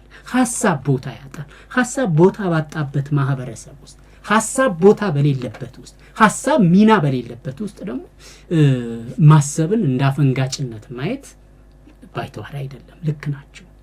እንደ ማሰብ እንዴት ይቻላል? አንዳንዴ እኮ እኛ ጋር በጣም በየማህበረሰብ ውስጥ ለውስጥ የሚነገሩ ጥያቄዎች አሉ አይደለ? በጣም ብዙ ጥያቄዎች አሉ። ፖለቲካል ጥያቄዎች አሉ፣ የጀስቲስ ጥያቄዎች አሉ፣ የፍትህ ጥያቄዎች፣ የሞራል ጥያቄዎች አሉ፣ የምጣኔ ሀብት ጥያቄዎች አሉ፣ የህልውና ጥያቄዎች አሉ። እነዚህን ጥያቄዎች አደባባይ ይዞ ሲወጣ እንዴት ቻለው ይላል፣ ጉድ ይላል። ሰው ልክ መጠየቅ የነበረበት ግን ሁሉም ሰው በዛው ባሰበው ልክ መጠየቅ ነበረበት። እንዲጠይቅ የሚያደርግ ፕላትፎርም ስለሌለ ልክ ፕላትፎርሙ እንዴት ሆኗል? ፍትህን ስጠይቅ ፍትህ ፖለቲካ ነው። በምንኛ ነው ፍትህ ፖለቲካ የሆነው? ህልውናን ስጠይቅ ህልውና ፖለቲካ ነው። ህልውና እንዴት ነው ፖለቲካ የሚሆነው? ምግብ ስጠይቅ ይብን ምግብ ስጠይቅ ፖለቲካ ሆኗል። እንዴት ነው ምግብ በልቶ ማደር እንዴት ፖለቲካ ይሆናል? ዘንድ ሁሉም ነገር ፖለቲካ ከሆነ ምጣኔ ሀብቱ ፖለቲካ ከሆነ እድገቱ ፖለቲካ ከሆነ ስነ ምግባሩ ፖለቲካ ከሆነ ፍትሁ ፖለቲካ ከሆነ ትምህርቱ ፖለቲካ ከሆነ በልቶ ማደር ፖለቲካ ከሆነ ህልውና ፖለቲካ ከሆነ ፖለቲካ ያልሆነው ነገር ምንድን ነው? ፖለቲካ ያልሆነ ነገር የለም። ይሄ ማለት የሆነ መንግስት ነኝ ያለው አካል እስከ ጥግ ድረስ ሄዶ እስከ እያንዳንዱ ህይወት ድረስ ገብቶ እያንዳንዱ እስትንፋስህንም ጭምር መቆጣጠረው እኔ ነኝ፣ እኔ ካልፈቀድኩልህ አተንፍስ ማለት ያህል ነው። ይሄ ባለበት ሁኔታ ደግሞ ማሰብ ትታሰራለች። ማሰብ አይቻልም፣ ይከብዳል። ለዛ ነው ፍልስፍና እንደ አፈንጋጭነት እያየን ያለን። ኢቭን እንኳን የመጣንበትን ትራጀክተሪ ሳይሆን አሁን እንኳ ሆነን እንደዛ አይነት እንትን ውስጥ ነው ያለነውና ትንሽ ያስቃል። አስቂኝ ነው። እኛ በጣም ቅድም እየመጣን እንትን እየሰማን ነበር አይደል? ስለ ቋንቋ ምናምን እየሰማን ነበር አይደል? ቋንቋዎቻችን እንዴት ማለት የስነ ጽሁፍ እንትናችን፣ የስነ ጽሁፍ ባህላችን፣ የስነ ጽሁፍ እድገታችን፣ የስነ ጽሁፍ ቋንቋችን እያደገ ነው ወይስ እየከሰመ የመጣው? ምናልባት የነ ሐዲስ ዓለማየሁን የነ እንትናን የነ ዳኛቸው ወርቁን የነ በዓሉ ግርማና ሐዲስን እነ ህሊና ደወልን ሌሎችንም ኢብን ካሁኖቹ እነ አዳም ረታን ዓለማየሁ ገላጋይ አንዳንድ የሚጽፋቸው ጽሁፎች አሉ፣ የተወሰኑ መጽሐፍቶች አሉ፣ ጠጠር ያሉ ናቸው። ለምሳሌ እንትና ላይ የሚያነሳው ቆንጆ እንትና አለ ካሁኖቹ ቀደም ብሎ የጻፈው አንድ መጽሐፍ አለው፣ ትንሽ ጉርምርምታ የተነሳበት። እኔ ግን የወደድኩት ጥሩ መጽሐፍ ነው። እሱ መጽሐፍ ላይ ሌሎቹ መጽሐፍቶች ላይ እነሱ ጋር ያሉ ቋንቋዎች ለዚህ ጄኔሬሽን በግልጽ ይገቡት ይሆን ነው ወይስ በቃላት መፍቻ ነው ሊያነባቸው? ለምሳሌ ፍቅር እስከ መቃብርን በቃላት መፍቻ ነው የሚያነበው። ዳኛቸው ወርቁንማ አደፍርስን ያኔም እንኳ በደንብ አልተነበበም፣ እንኳን አሁን ይቅርና አደፍርስን በቃላት መፍቻ ነው ሰው የሚያነበው። ይሄ ለምን ሆነ? ጥያቄያችን ስመጣ እነዚህ ሊትራሪ የሆኑ ስራዎችን እንኳ ስነ ጽሁፎችን ፊክሽናል የሆኑ ስራዎችን እንኳ ምንም እንኳ እውነተኛው ታሪክ ላይ በዘመኑ በነበረው ስርዓት፣ በዘመኑ በነበረው የማህበረሰብ እሴት፣ በዘመኑ በነበረው የማህበረሰብ ኮሌክቲቭ ኮንሽስነስ መሰረት አድርገው የተጻፉ ልብ ወለዶች እንኳ ቢሆኑ እነሱን እንኳ መረዳት በማይቻልበት ሁኔታ ውስጥ ፍልስፍና እንዴት ይሆናል? ስለዚህ አፈንጋጭነትን ለፍልስፍና አፈንጋጭነትን እንደ ስም ቢሰጠው ለኛ እንትን እንግዳ አይሆንም ለማለት ነው። ከነዚህ አንጻር ሌላው በጣም ትልቁ ነገር ደግሞ በተማረውም ባልተማረው ያስባል በመንለው ትንሽ የተሻለ ነው የተማረ ነው በመንለው ገና ነው በመንለው በሁሉም መካከል ምን አይነት ማህበረሰብ ችግር አለ? ኮንፊርሜሽን ቢያዝ ምንለው ተመሳስሎ መኖር ማህበረሰባችን ስር የሰደደ እንትን ሆኗል። ምን ቸገረኝነት፣ ምን አገባኝነት፣ ይሄ ተመሳስለህ ካልኖርክ የሚመጣብህን እንትን ያለ መቀበል፣ ለመቀበል ኮንፊደንስ ማጣት፣ በራስ መተማመኑን ማጣት፣ በራስ መተማመኑ እንኳ ቢኖር ተገልሎ ለመኖር አለመፍቀድ፣ ከማህበረሰብ ተለይቶ ለመኖር አለመፍቀድ። አንዳንዴ እኮ ፍልስፍናን ኢንተርቴን የሚያደርግ የገባው ሰው ተነጥሎ ቢኖር ምንም ማለት አይደለም። ማለት ማህበረሰብ ውስጥ ሆነ ራስን መኖር ትችላለህ፣ የሚያስገድድህ ምንም ነገር የለም። ነገር ግን ተመሳስሎ ለመኖር ሲባል እውነትን፣ ፍትህን፣ ነፃነትን፣ ሐቅን፣ ጥያቄን በራሱ ጥያቄን፣ ሐሳብን መግደፍ ወይም መጣል ማለት ግን ልክ አይደለም። ከሰውነት መጉደል ነው ለኔ። አእምሮን ሰው የሚባለው መጀመሪያ ላይ እንዳወራው ሰው የሚባለው አእምሮ ነው። ሰው ማለት ማሰብ ነው።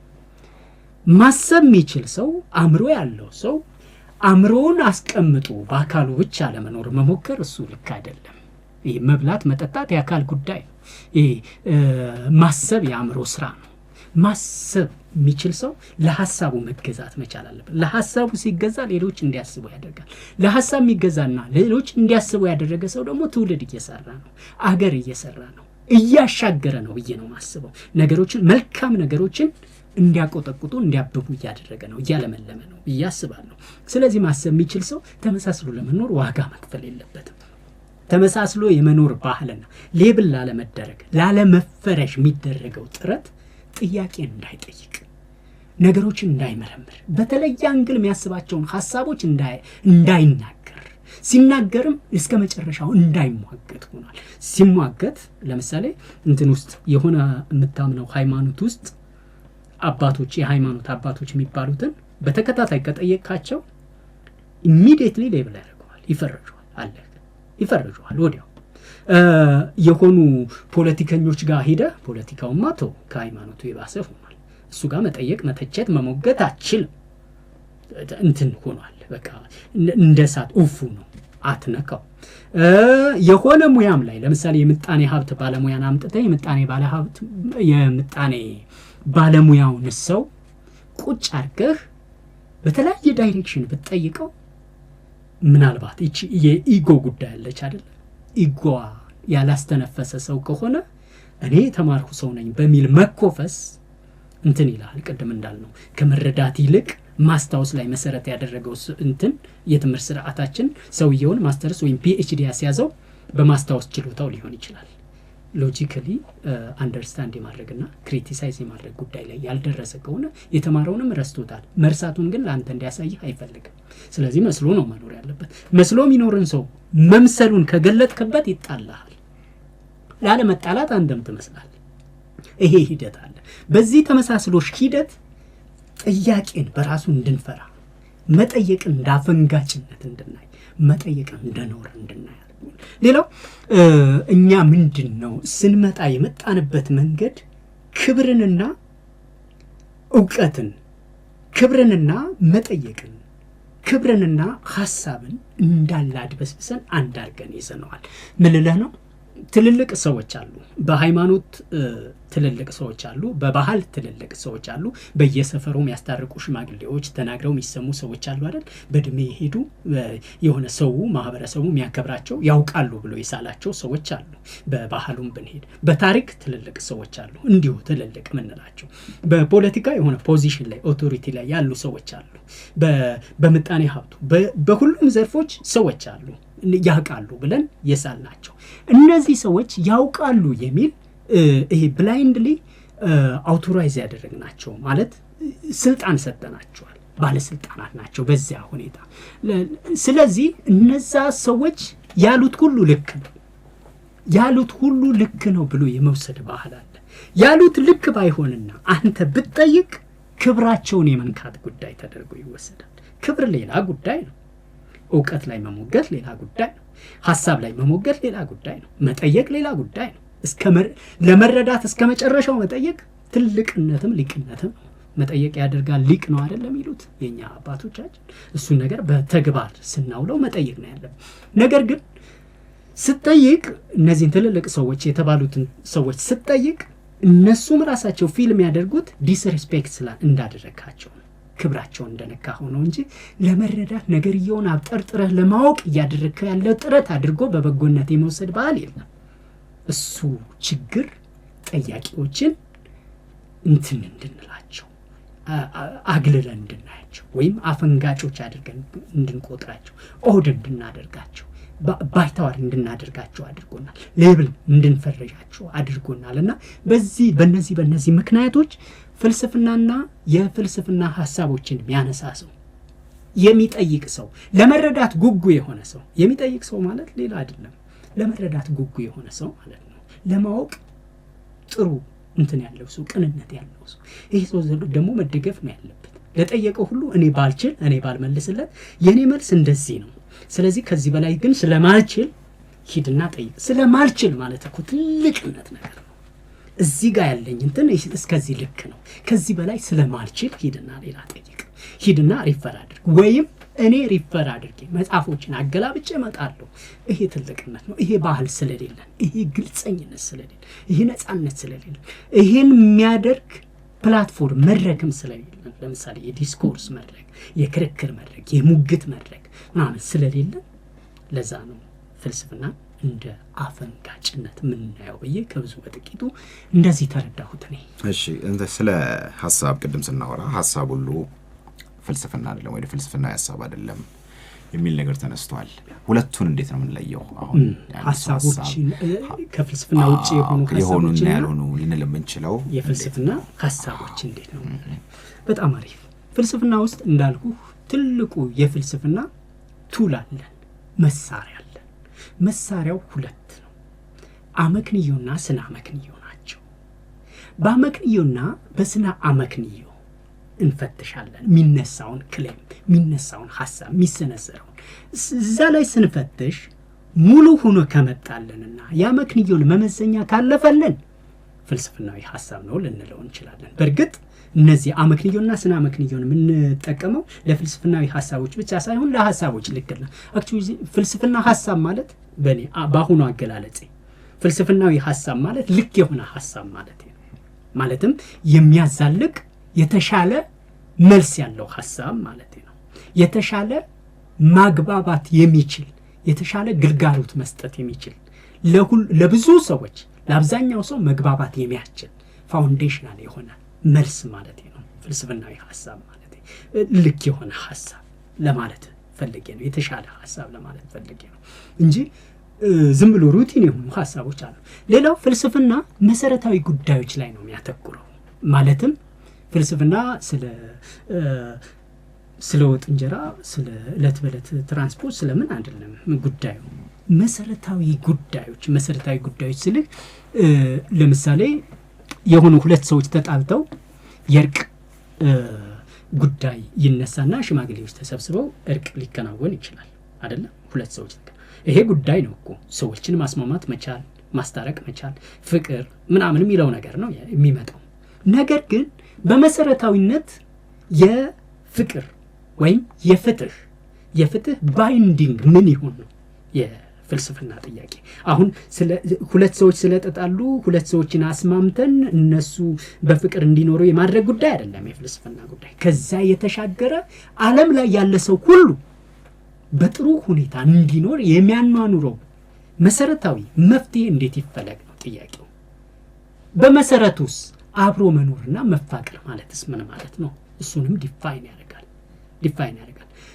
ጀስቲስን ዲፋይን ያደርጋል ፍትህን ሁለት ሰዎች በድንበር ጉዳይ ወይ ደግሞ በሀብት ጉዳይ ወይ በቤት ጉዳይ ተጣሉ እነዚህ ሰዎች የተጣሉት በቤት ጉዳይ ነው ያቺ የቤት ጉዳይ በሽማግሌ ሊሆን ይችላል በፍርድ ቤት ተካሰው በትክክል ከተካፈሉና የየድርሻቸውን ካገኙ እሱ ጋር ያቆማል ሲያቆም ሁለት ነገር ነው ያለው ወይ እንደተጣሉ ነገር ግን ድርሻቸውን ይዘው መሄድ ነው ወይ ደግሞ ታርቀው ፍቅር መሆን ነው እዚህ ጋር አይደለም የፍልስፍና ጉዳይ እሱ የህግ ጉዳይ የሌሎች ሙያዎች ዲሲፕሊኖች ጉዳይ ነው ሜካኒካል ጉዳይ ነው ፍልስፍና ግን ሲመጣ እነዚህ ሰዎች ያጣላቸው ጉዳዩ አጣይሎ አይደለም በመሰረታዊነት የሰው ልጆችን ሁሉ ሊያጣላ የሚችል ጉዳይ ነው ወይ ምንድነው ጉዳዩ ከመሰረቱ ጉዳዩን ይመረምራል ጉዳዩን ሲመረምር መፍትሄው ለነሱ አይደለም እነሱ ማለት በዓለም ሰዎች መካከል ያሉ የዓለም ሰዎች እንትናቸው ክፍል ናቸው እንጂ ሙሉ አይደሉም ስለዚህ ለሙሉ የዓለም ሰው መፍትሄ ዘንምጣ ነው ፍትህ ምንድነው ሀብት ምንድነው በራሱ ሀብት ይሄ አለን ምንለው ነገር ምንድነው ሰው ምንድነው ራሱ የሰው ልጅ ምንድነው የሰው ልጅ የህይወት ትርጉምስ ምንድነው የህይወት ትርጉም ሰዎች ሲጣሉ የእንትን ጉዳይ ብቻ ላይሆን ይችላል የክብር ጉዳይ ይመጣል ዲግኒቲ ምንድነው ይላል የክብር ጉዳይስ ምንድነው ክብር ምንለው ነገር ምንድነው እያለ በመሰረታዊነት ቋሚና ዘላቂ መፍትሄ እንዲገኝ ለሰው ልጆች ሁሉ ነገሮች እስከ መጨረሻው ጥሩ ጥያቄ አመክንያዊ የሆኑ ጥያቄዎች ለሁሉም ሰው ያሳምናሉ ይሄን አመክንዮ ጥሶ ያመክንዮንም ልክነት ማለት ስኮፕ ደረጃ ከፍ አድርጉት አመክንዮ ምንለው አሁን የስነ አመክንዮ ፍሬም እስካሁን ባለን ነው አይደል ምናወራው ከፍ ያለ ይመጣል የሰው ልጅ አስተሳሰብ እያደገ ስለሚመጣ ማለት ነው የተለየ ሐሳብ ይዘው የሚመጡ ሐሳቢያን ስላሉ እነዛ ሐሳቢያን እስኪመጡ ድረስ የሚያቆየን አሁን ይገራም ያደርገን መሰረታዊ የሆነ መፍትሄ ፍለጋ ላይ ነው ፍልስፍና ስራውን የሚሰራው አንድ ፋውንዴሽናል የሆኑ መሰረታዊ ጥያቄዎችና መሰረታዊ ሐሳቦች ላይ ነው የፍልስፍና ጉዳይ እንጂ ዝም ብሎ ተራና ተርታ የሆኑ ጉዳዮች አይደሉም እለት በለት ምናደርጋቸው ጉዳዮች አሉ አይደል እለት በለት ሁላችንም በህይወታችን ምናደርጋቸው እነሱ የፍልስፍና ጉዳዮች አይደሉም ፍልስፍና ከዛ ከፍ ያለውን ለነዚህ እለት በለት ከምናደርጋቸው ተራና ተርታ ለሆኑ ጉዳዮች ወሳኝ መፍትሄ መሆን የሚችል ወሳኝ ለምሳሌ የህይወት ትርጉም ስንል መሰረታዊ ነገር ነው አይደል የህይወት ትርጉሙን ያላወቀ ሰው እና የህይወት ትርጉሙን ያላስቀመጠ ሰው የሚያደርገው ነገር ሁሉ ደንታ ሊያጣበት ይችላል አይደል ምንም ላይሆን ይችላል ሰዎች በህይወት ውስጥ ለሚያደርጉት ነገር ሁሉ ዋጋ እየሰጡት የሚሄዱት ትርጉም አለኝ ብለው ስለሚያስቡ ነው ያስቀመጡት ትርጉም ስላለ ነው ነገር ግን ያስቀመጡት ትርጉምስ ባይኖር ትርጉም እንደሌለስ ቢያውቁ ህይወት ትርጉም እንደሌላት ቢያውቁ ምንም ትርጉም እንደሌለ የሰው ልጅ ህይወት ከሞት በኋላ ህይወት እንደሌለስ ቢያውቅ ህይወት እንደሌለ የሚያምን ይመስላል ከሞት በኋላ ህይወት እንደሌለ ቢያውቅ እርግጠኛ ቢሆን እዚሁ አፈር ሆኖ እንደሚቀር ቢያውቅ አያምንም የሰው ልጅ እንበልና በክርስትና የክርስትና መሰረታዊ የሆኑ እንትኖች አሉ፣ የሙሴ ህግጋት አሉ። እነዛን ነገሮች የሚያከብረው ለምንድን ነው? የሰው ልጅ አንድም ህግን ስለሚፈራ ነው። ምድራዊ ህግ ከእንትኑ ኮረስፖንድ ስለሚያደርግ ከሃይማኖታዊ ከዲቫይን ፓወሩ እንትኑ ሎጋ ኮረስፖንድ ስለሚያደርግ እሱን ስለሚፈራ፣ ሁለትም ሃይማኖቱ ላይ ስለሚፈራ ነው። ነገር ግን እንበልና እስኪ ከሞት በኋላ ህይወት የለም እንደዛ የሚባል ነገር የለም እንበል። በፍጹም አያከብርልህም። እዚህ ጋር እንኳን አይደለም የራሱን ጥቅም ያሳጣውን ይቅርና ሊታገሰው ይቅርና ለምን በጥሩ ባልሆነ እይታየህኝ ብሎ ሊገለው ይችላል። እንደዛ ወሬ ይሄ ሁሉ ባለበት ሃይማኖቶች ባሉበት ህግ ባለበት ምናምን እንኳን የሰው ልጅ አልቻልነው አይደል? ክፉ ለምንለው ስራ በእርግጥ ክፉ ምንለው ስራ ምንድነው ራሱ ጥያቄ ነው። ግን እዛ ላይ እንኳን ሆነን አልቻልነው። ይሄን ሁሉ ማድረግ የቻለው ለምንድን ነው? ሴት ያደረገው ነገር ስላለ ነው። ሴት ያደረገው ነገር ምንድነው? እዚህ ጋር የሚያከብረው ነገር አለ የተቀበለው፣ እዚያ ጋርም ተስፋ የሚያደርገው ነገር አለ። በእነዚህ በተስፋና በህግ መካከል ያሉ ነገሮች ስለያዙት ሞራል የሚባል ነገር እዚህ ስለሚመጣ ነው። ሞራል የሚባለውን ነገር፣ ህግ የሚባለውን ነገር፣ ሎ የሚባለውን ነገር፣ ሆፕ የሚባለውን ነገር ፍልስፍና በመሰረታዊነት ነው የሚያበጥረው የሚጠይቀው እንጂ ዴይ ቱ ዴይ ባለው ማኒፌስቴሽን አይደለም። እንግዲህ መጠየቅ የሚሉ ነገሮች ተደጋግመን ስናነሳ የነበረው በፍልስፍና ውስጥ ያለው ዋናው መሰረቱም ከዛ ይነሳል። ግቡስ ምንድን ነው? ፍልስፍና ጥያቄዎችን መጠየቅም ብቻ እየደጋገመ የሚቀጥል ነው ወይስ ጥያቄና መልስን የያዘ ነው የሚል ይነሳል። ይሄው በራሱ የሚያናግር ይመስለኛል። ብዙ ጊዜ ስለ ፍልስፍና ስናነሳ ተቃራኒ ሆኖ መጠየቅ፣ ቻሌንጅ ማድረግ የሚሉ ነገሮች ናቸው የሚነሱት። የፍልስፍና ግብ እሱ ነው ወይ? ነውም አይደለም። የፍልስፍና ግቡ እንዳልኩ የመጀመሪያው መጠየቁ ማቆሚያ ያለው ጥያቄ ነው እንጂ ዝም ብሎ መጠየቅ አይደለም። ሁለተኛ ሲጠይቅ ትክክለኛ ጥያቄ መጠየቅ ጉዳይ ነው እንጂ ዝም ብሎ መጠየቅ አይደለም። ለምሳሌ እኔ እኮ የበላሁት ቁርስ እንቁላል ነው ቢል ለምን እንቁላል በላህ አይደለም የፍልስፍና ጥያቄ። ይሄ ሁሉ ጥያቄ ፍልስፍና ሊሆን አይችልም። ሁሉም ጥያቄ ፍልስፍና አይደለም። ጥያቄዎች ሁሉ ጥያቄም አይደሉም። ስለዚህ የፍልስፍና ጥያቄዎች አሉ። ለምሳሌ ፍትህ ምንድነው? የፍልስፍና ጥያቄ ነው። ፍትህ ምንድነው? የአንዲት ሀገር መንግስት ወይም ሀገረ መንግስት ሲመሰረት የሀገረ መንግስቱን ሊመራው የመንግስትነት ኃላፊነትን የወሰደው አካል ሌጂቲሜት የሚሆነው ቅቡልነት የሚያገኘው እንዴት ነው? ቅቡልነትስ ምንድን ነው? ፍልስፍና በመሰረታዊነት የሚጠይቃቸው ጥያቄዎች አሉ። ህይወት ምንድን ነው? እኛ ከየት መጣን? ወደ የትስ እንሄዳለን? እያለ የሚጠይቃቸው ጥያቄዎች አሉ። የሚጠይቃቸው ጥያቄዎች ጥያቄዎቹ ትክክለኛ ጥያቄዎች ናቸው። ሁለተኛ ጥያቄዎቹን የሚጠይቀው ትክክለኛ የሚለው መልስ እስኪያገኝ ድረስ ነው። መልሱ ትክክል ነው የምንለው ደግሞ በመመዘኛዎቹ ነው። በአመክንዮና በስነ አመክንዮ ማስረጃ ያለው አመክንዮ ሙሉ የሆነ በስነ አመክንዮ ያለፈ መልስ ካገኘ የሚያበቃው መልስ ካገኘ እዛ ጋር ጥያቄው ይቆማል። ስለዚህ ግቡ ምንድነው? መልሱን እስኪያገኝ ነው። መጠየቅም ብቻ አይደለም። ትክክለኛ ጥያቄ መጠየቅ የፍልስፍና አክቹሊ ጥያቄ እኮ ሂደት ነው አይደል? አንድን ምንፈልገውን ነገር ለማግኘት መጠየቅ አለብን። ምንፈልገውን ምላሽ እስክናገኝ ድረስ መጠየቅ አለብን።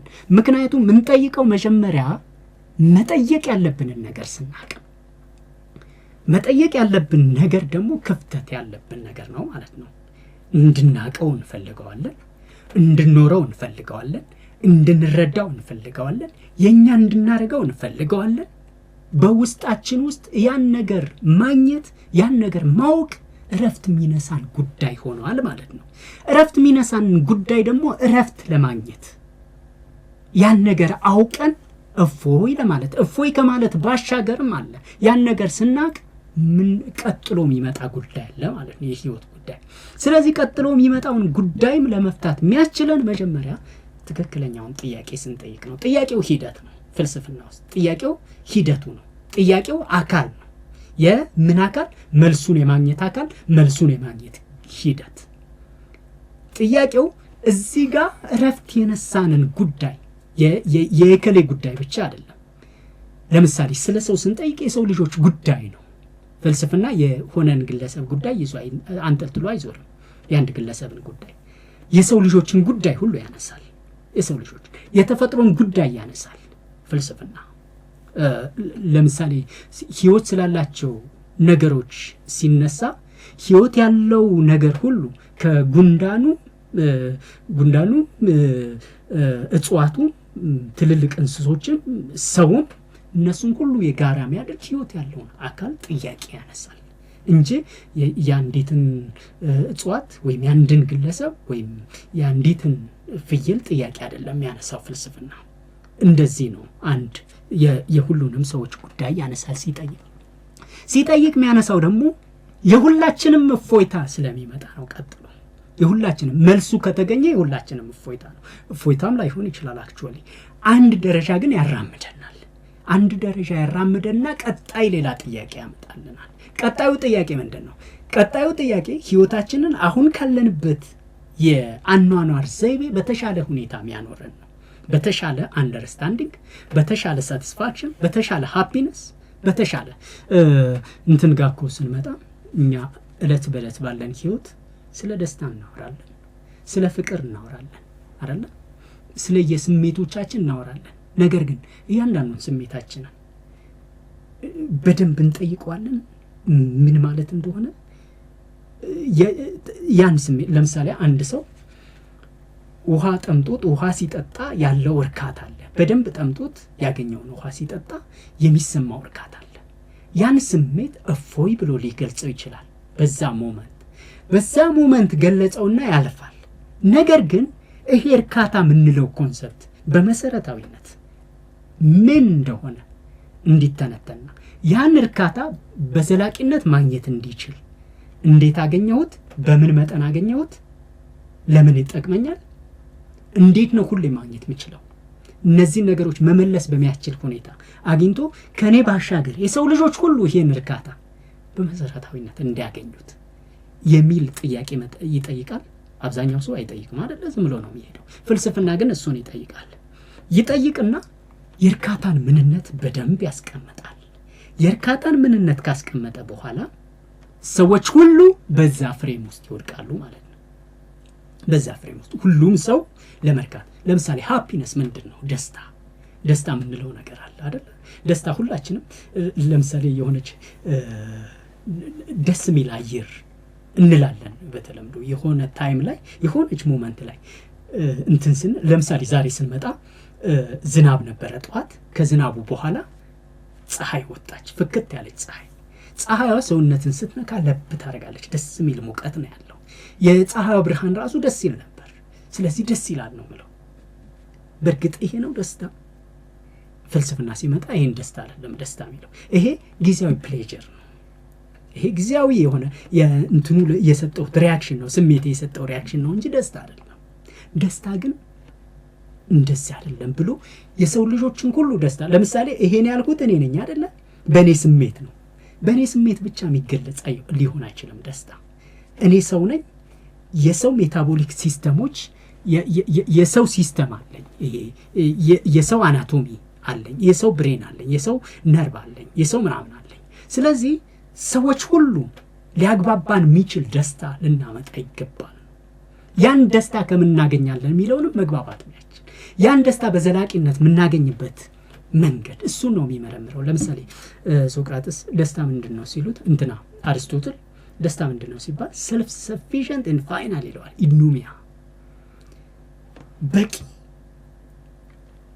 በቂና ዘላቂ ደስታ ማለት የሆነ ጊዜ የሚቀዘቅዝ የሆነ ጊዜ እንትን የሚል አይደለም። ደስታ ሁሌ የሚኖር ነው።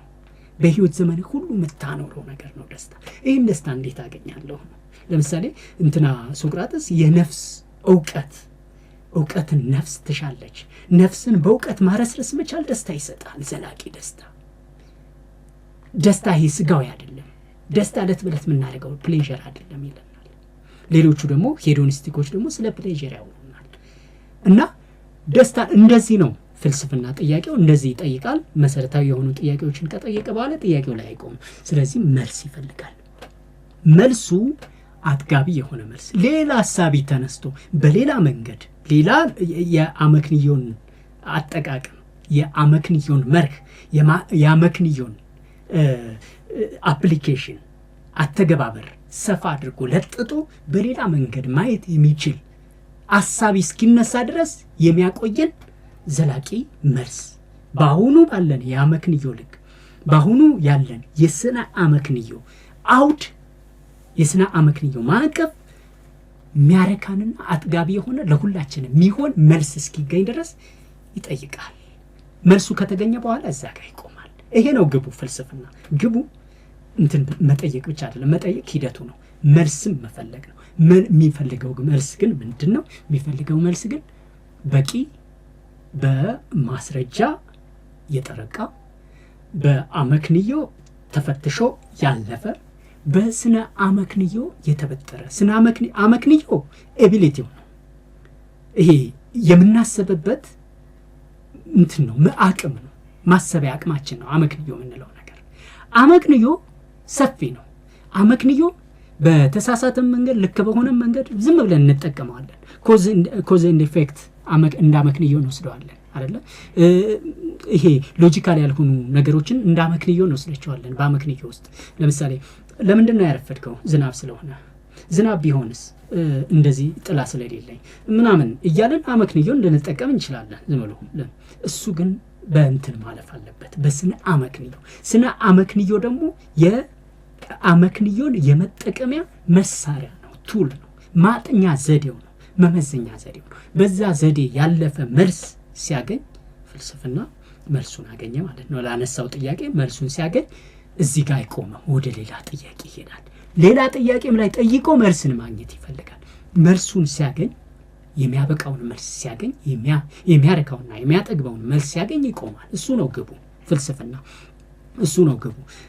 ስናሰፋው ደግሞ የሰው ልጆች ህይወት ውስጥ ጥያቄ የሆኑ መሰረታዊ ነገሮች አሉ። እነሱን መሰረታዊ ነገሮች መፍትሄ እንዲያገኙ መልስ እንዲያገኙ የሰው ልጅ ችግሮች ሊሆኑ ይችላሉ። የሰው ልጅ ችግሮች የፍትህ ጉዳይ የሰው ልጅ ችግር ነው አይደለ እንበልና በስነ መንግስት በፍትህ ጉዳይ ከስነ መንግስት ጋር ተያይዞ ጥሩ ሐሳብ ያነሳው ፕሌቶ ነበረ። ይሄ እንትን ላይ ሪፐብሊክ ላይ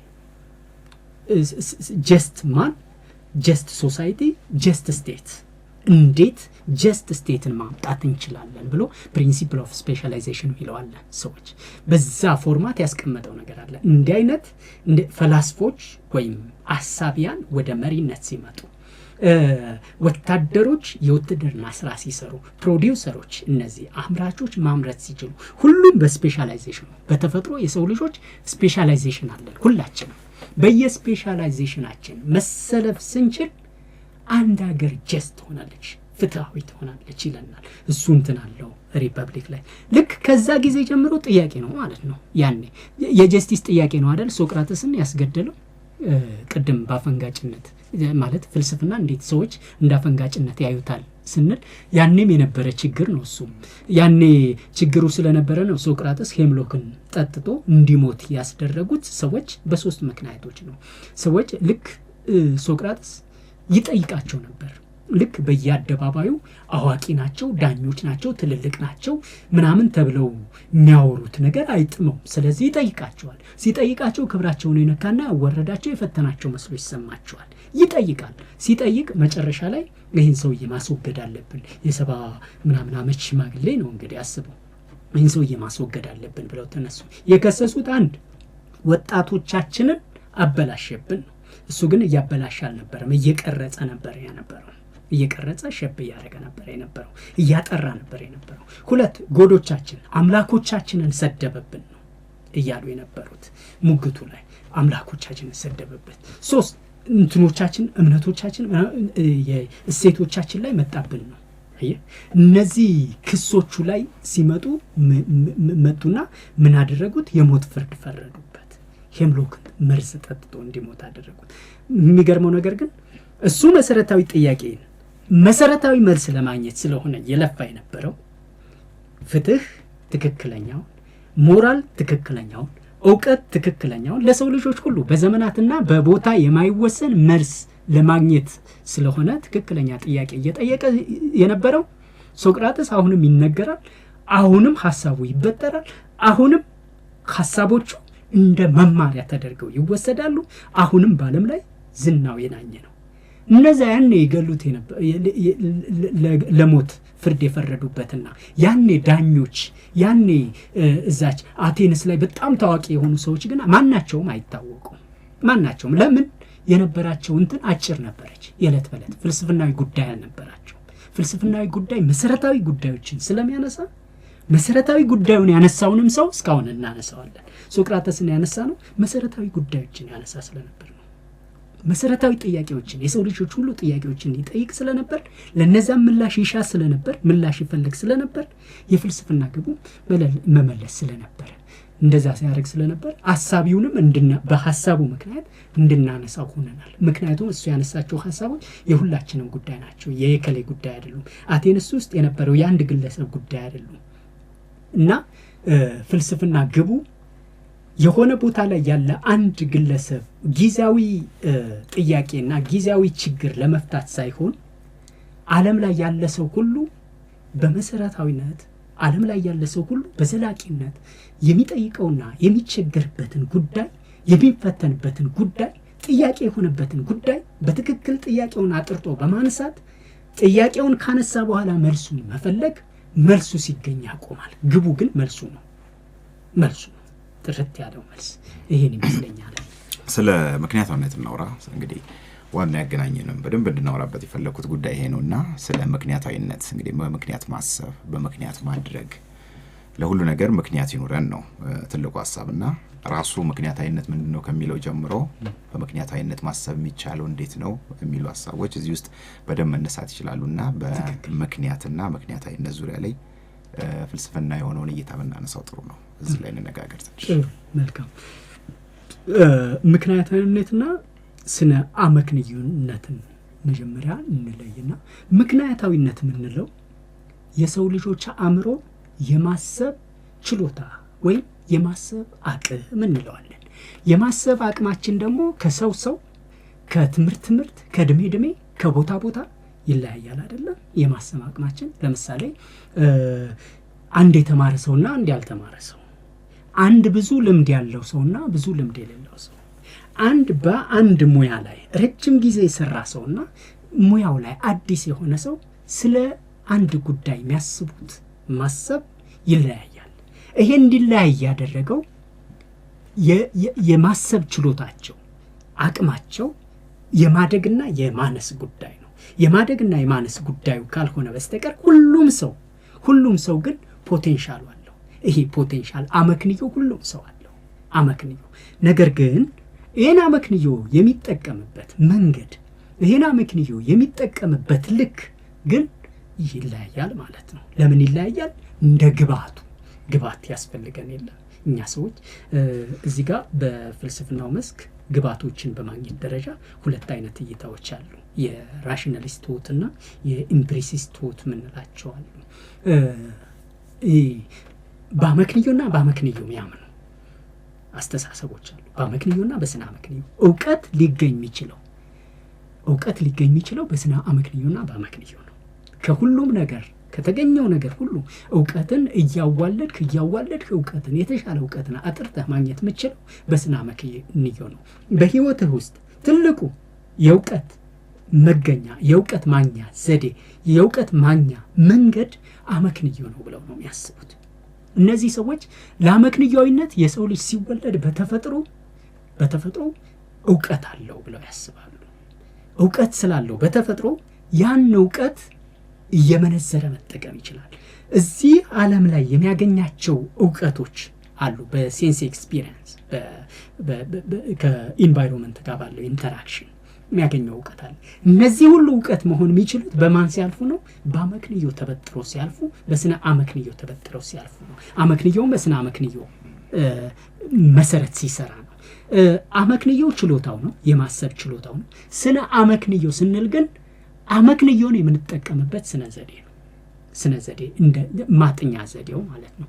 በምን እናብራራው? ይሄን ለምሳሌ እኔ እናንተ አለን እዚህ ቁጭ ብለን እያወራን ነው።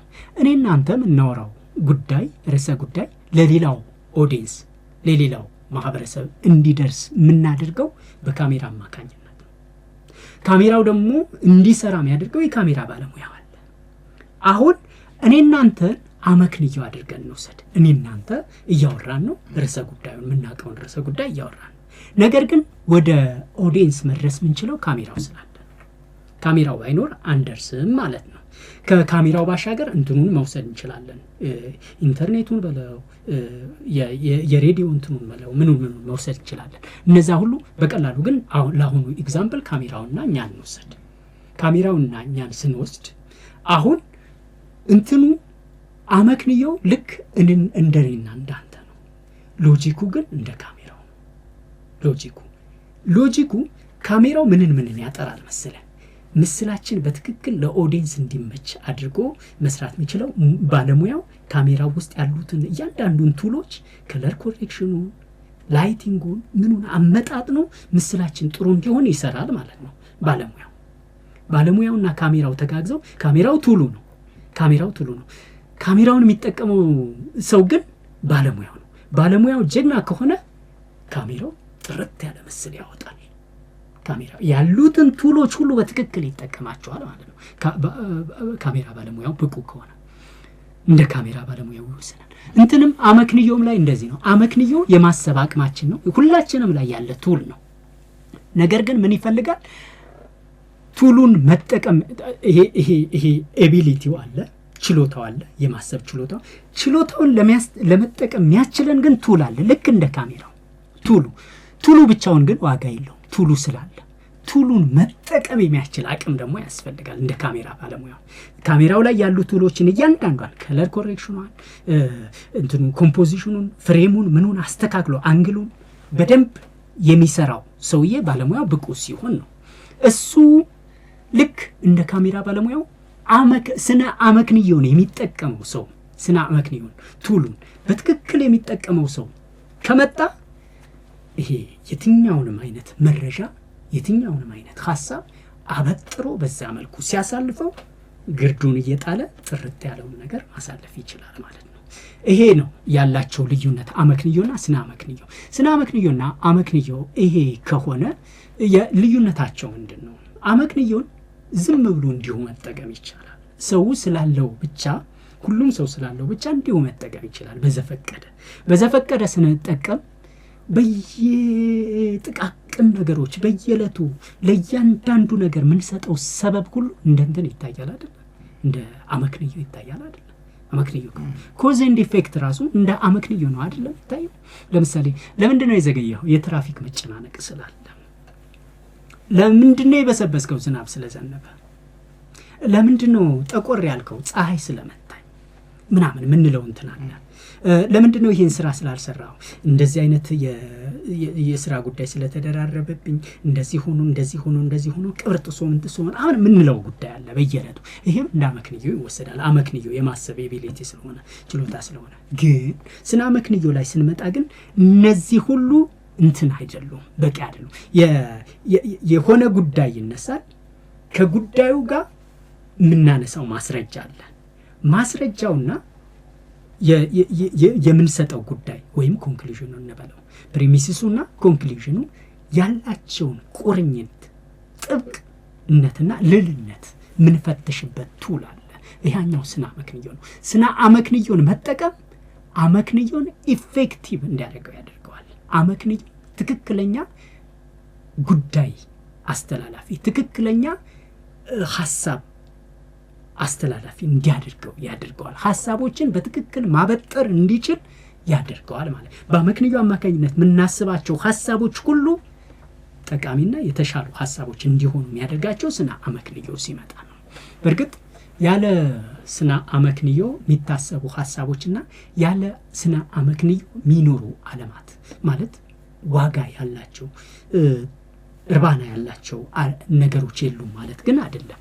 ያለ አመክንዮ በጣም እልቆቢስ ነገሮች አሉ ዓለማችን ላይ ያለ ስነ አመክንዮ ያሉ ነገሮች። ነገር ግን የሰው ልጅ አእምሮ የተሻለ ያስባል፣ በጥልቀት ያስባል፣ በደንብ ይመረምራል፣ በደንብ ይረዳል። የተሻለ የተሻለ ውሳኔ መወሰን የሚያስችል ቶት አለው። የወሰነው ውሳኔ ደግሞ ሳይድ ኢፌክቱ አነስተኛ ነው። አሁን ትልቁ ጉዳይ በሐሳቦች ላይ እንትን ስንል በህይወታችን ውስጥ ወይም በሆነ ተቋም ሊሆን ይችላል፣ በሆነ ግለሰብ ሊሆን ይችላል፣ በሆነ አጋጣሚ ሊሆን ይችላል። ምን ወስናቸው ውሳኔዎቻችን አንድም ለጸጸት እንዳይዳርጉ፣ ሁለትም ሌሎች አካላትን እንዳይጎዱ፣ ሌላ ሳይድ ኢፌክት እንዳይኖራቸው መጠንቀቅ ነው አይደለ? እሱን ለማድረግ የሚያስችለው ስነ አመክንዮን በትክክል መጠቀም ሲቻል ነው። በአመክንዮ አማካኝነት ያሰብናቸው ሐሳቦች ሁሉ በስነ አመክንዮ ሲፈተሹ ማለፍ ከቻሉ ከዛ በኋላ የሚመጣው ሐሳብ፣ ከዛ በኋላ የሚወሰነው ውሳኔ፣ ከዛ በኋላ ያለው ነገር ሁሉ የተሻለ ይሆናል ነው። እናም የሰው ልጅ አእምሮ የማሰብ ብቃት እያደገ ይሄዳል። ለምሳሌ ፕሮፓጋንዳን እንውሰድ፣ ወይ ደግሞ ፌስ ቢሊፍን እንውሰድ። ቢሊፍ ወደ አማርኛው ሲመጣ በጣም እንትን ብዙ የሚሆን ቃል ነው። ቢሊፍን እንውሰድ፣ ወይም አስተያየትን እንውሰድ።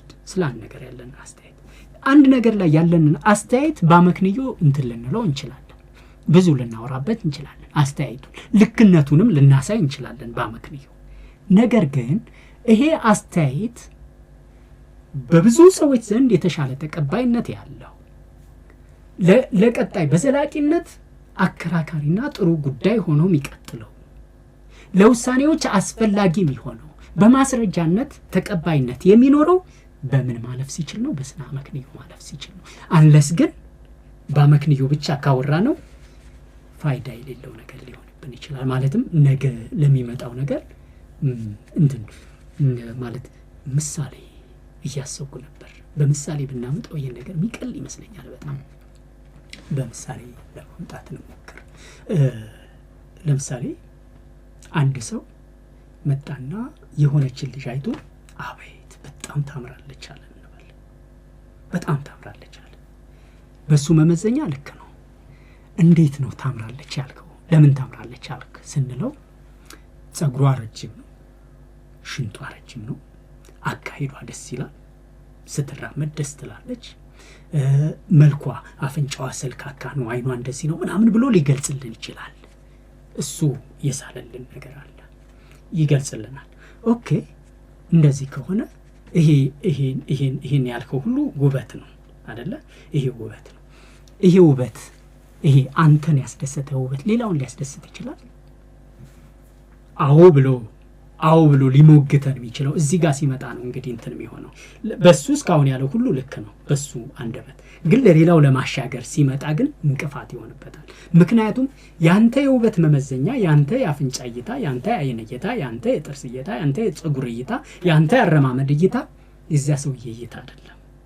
ያ ሰውዬ ጋር ሲመጣ ምናልባት የሱ አፍንጫ ጎረድ ብሎ፣ አይኗ ጎላጎላ ብሎ፣ ፊቷ ክብ ሆኖ ከንፈሯ ምናምን ሊል ይችላል ያኛው። ስለዚህ ሁለታችንን የሚያስማማ ውበት እንዴት እናገኝ የሚለው ጋር ሲመጣ አሁን ወደ እንትን እናመጣዋለን። ውበት ምንድነው የሚለውን ዲፋይን እናደርጋለን። ውበት ምንድነው ካለን በኋላ ዲፋይን ካደረግን በኋላ የዚህን ሰውዬ ክሌም ልጅቱ ታምራለች የሚለውን አምጥተን ስነ አመክንዮአዊ እንትን አለ እሱን እንጠይቃለን ማለት ነው። ከውበት ቤንችማርክ እንነሳለን። የውበት ቤንችማርክ ካስቀመጠን በኋላ ውበት የሚለውን ከዛ ያነሳው ነገር የከሌ ውብ ነች አለን። እዚህ ጋር የከሌ ውብ መሆኗን ደግሞ እናይና በውበት መመዘኛ ስናይ ኦኬ ለምን ውብ ሆነች? እንደዚህ ስለሆነች፣ ስለዚህ እንደዚህ የሆነ ሰው ሁሉ ውብ ነው የሚል ፍሬምወርክ ካለን አዎ ፋይናሊ ኮንክሉዥናችን ውብ ነች ይሆናል። ነገር ግን እንደዚህ የሆነች ሴት ሁሉ ውብ ነች የሚል ፍሬምወርክ ከሌለን ግን ባይንዲንግ ሎ ከሌለን ኮንቬንሽን ከሌለን ግን ይሄኛው የሰውየው ያለው ኦፒኒየን ብቻ ነው ሆኖ የሚመጣው ማለት ነው። ኦፒኒየንን ደግሞ ይዘነው አንሻገርም። ለምን እኛ ከብዙ ሰዎች ጋር ምንኖር የብዙ ሰዎች አመለካከት ጋር ለመግባባት ፍላጎት ያለን፣ መግባባት ደግሞ የሰው ልጅ መሰረታዊ ጉዳይ ስለሆነ መግባባታችን ደግሞ ዛሬ ተግባብተን ነገ እንዲፈርስ ስለማንፈልግ፣ ጊዜያዊ እንዲሆን ስለማንፈልግ፣ በዘላቂነት ተግባብተን ለመኖር ስለምንፈልግ በዘላቂነት የሚያግባባን ርዕሰ ጉዳይ ደግሞ በተቻለ መጠን እያደገ መሄድ እንጂ ሚጣል እንዳይሆን ስለምንፈልግ አመክንዮን እንጠቀማለን ማለት ነው። ስነ አመክንዮን ይሄን ነው ስነ አመክንዮ ምንለው። በስነ አመክንዮ የሚያልፉ ሐሳቦች ዕውቀት መሆን ይችላሉ። ዕውቀትንና ዕውቀት ያልሆነን ነገር ምን ለየው? አንደኛው በስነ አመክንዮ ነው እንበልና ሰዎች ሃይማኖታዊ እንትኖች አሉ አይደል? ስብከቶች አሉ አይደል? የሃይማኖት ሰባኪው ይሰብካል፣ ተሰባኪው ይዞ ይሄዳል። ልክ ነው ብሎ አይጠይቀው፣ በአመክንዮም አይፈትሽም። ከእንትኑ ልውጣ፣ ከሃይማኖቱ ልውጣ። ፖለቲካውም አይነኬ ነው፣ ሃይማኖቱም አይነኬ። ባህሉ ችግር እኮ ነው። ይሄ ነው የሀሳብ ነጻነት አለመኖር። ሃይማኖቱን ስጠይቅ የኛ ሃይማኖት ተነካ የሚል አካል ይመጣል። አየህ፣ ስነ አመክንዮን ያለመጠቀም ትልቁ ችግር ይሄ ነው። ስነ አመክንዮና አመክንዮን በነጻነት መጠቀም ስንችል ግን አንተ የሆነን ሃይማኖት አንስተህ እንደፈለግ ብትበልተው ሐሳብህ አመክንዮዊ ነው አይደለም ብሎ እንጂ ሊሞግትህ የሚመጣው የኔን ሃይማኖት ነካህ ብሎ አይደለም የሚመጣው። እንትን ፖለቲካን አንስተህ እንደፈለግ ብትበልተው ፖለቲካችንን ነካህብን ተቃወምከን አይደለም የሚለው። የሆነ ባለስልጣን እኛን እኮ ነው የተናገረው አይደለም የሚለው። ሐሳብህ አመክንዮዊ ነው አይደለም ነው ማለት ነው። ለምሳሌ ስለ ስነ እድገት እንውሰድ። እድገት አሁን ፖለቲካ ነው በነገራችን ላይ። እድገት ግን አይደለም። እድገት እንበልና አሁን በየመንገዱ ይሄ ኮሪደር ልማት የሚባል ነገር አለ አይደለ? ኮሪደር ልማት የሚባለው የሆነ የሚያማምር ቅጠል፣ የሚያማምር ሳር፣ የሚያማምር መንገድ፣ ሰፊ መንገድ የሆኑ እንትኖች ታያለህ። መቀመጫዎች ምናምን ያምራሉ እኮ አይደለ? ቆንጆ ናቸው። ነገር ግን አንደኛው ውበት ምንድነው? ያምራል ምንድነው? እሱንም እንሻገርና ስነ ውበትንም እንሻገርና ግን ይሄ እድገት ነው ወይ ብለን እንነሳ። በመጣኔ ሀብት ባለሙያዎች እይታ የእድገት ፍሬምወርኮች አሉ። የእድገት የዲቨሎፕመንት ኮንሰፕት። ዲቨሎፕመንት ስንል አሁን ዘመናዊ የዲቨሎፕመንት ኮንሰፕት እና ትራዲሽናሉ የዲቨሎፕመንት ኮንሰፕት የሚያስቀምጣቸው ክራይቴሪያዎች አሉ። ለምሳሌ ሂውማን ኢንዴክሱ የሚያስቀምጣቸው አሉ። የሰው ልጅ እድገት ለመባል ይሄ ጂዲፒ ትራዲሽናሉ አለ። ጂዲፒው አሁን በጣም የቀረ ነው በእድገት ደረጃ። ለምሳሌ በአንድ ሀገር ውስጥ 100 ሚሊዮን ህዝብ ባለበት ሀገር ውስጥ 10 ባለ ሀብቶች ደና ኢኮኖሚ ያንቀሳቅሱና የአገሪቱን ጂዲፒ ከፍ ሊያደርጉት ይችላሉ። ስለዚህ ጠቅላላ ህዝቡ የዕለት በዕለት ህይወቱ አልተለወጠም። የተለወጡት 10 ሰዎች ናቸው። የባንክ አካውንቱን የሚያንቀሳቅሱት፣ የሀገሪቱን ገንዘብ የሚያንቀሳቅሱት፣ የገንዘብ ፍሎ ከፍ እንዲል ያደረጉት 10 ባለ ሀብቶች ናቸው። አብዛኛው 90 ምናምን እንትኑ ሚሊዮኑ እንትን አላለም። 99 ነጥብ ምናምን ሚሊዮኑ ምንም አላደገም። ስለዚህ እዚህ ጋር እድገት የለም በትራዲሽን ነው። ሂውማን ኢንዴክስ ላይ ይሄ ሂውማን ዲቨሎፕመንት ኢንዴክስ ላይ ደግሞ ስንመጣ እነሱ ደግሞ ሌላ ናቸው። እነሱ ምን አላቸው? የየለታችን የእያንዳንዱ ዜጋ ህይወት ምን ይመስላል? የእያንዳንዱ ዜጋ ህይወት ምን ይመስላል? እንዲሁም አሁን እነዚህ የዲቨሎፕመንት ላይ ምንድነው ፍሪደም ነጻነት ምንለው ካፓቢሊቲ አፕሮች የነ አማርቲያ ሲን ወይም የኛው እንትና ዶክተር ማን ነበር? ዶክተር መስፍን ያለፉት ሰውዬ ዶክተር መስፍን ማን ነው? መስፍን ወልደ ማርያም። እሳቸው ስለ ዲቨሎፕመንት ላይ ያላቸው ኮንሰፕት አለ። ይሄ ካፓቢሊቲ አፕሮች የሰው ልጆች በነጻነት የሚፈልጉትን ነገር የማድረግ ችሎታ ማለት ነው። የማድረግ ችሎታ እንበልና እኔ መማር በፈልግ ትምህርትን በነጻነት ማግኘት የምችልበት ጉዳይ ካለ መሰረታዊ ፍላጎቶችን በደንብ ካሟላው መብላት፣ መጠጣት፣ ቤት ኢትዮጵያ ውስጥ አሁን ቅንጦት ነው አይደለ? ቤት ቅንጦት የሆነው ያህል ምንም ቅንጦት የሚሆን አይመስለኝም ኢትዮጵያ ውስጥ አሁን ቤት በጣም ትልቁ እንትን ነው።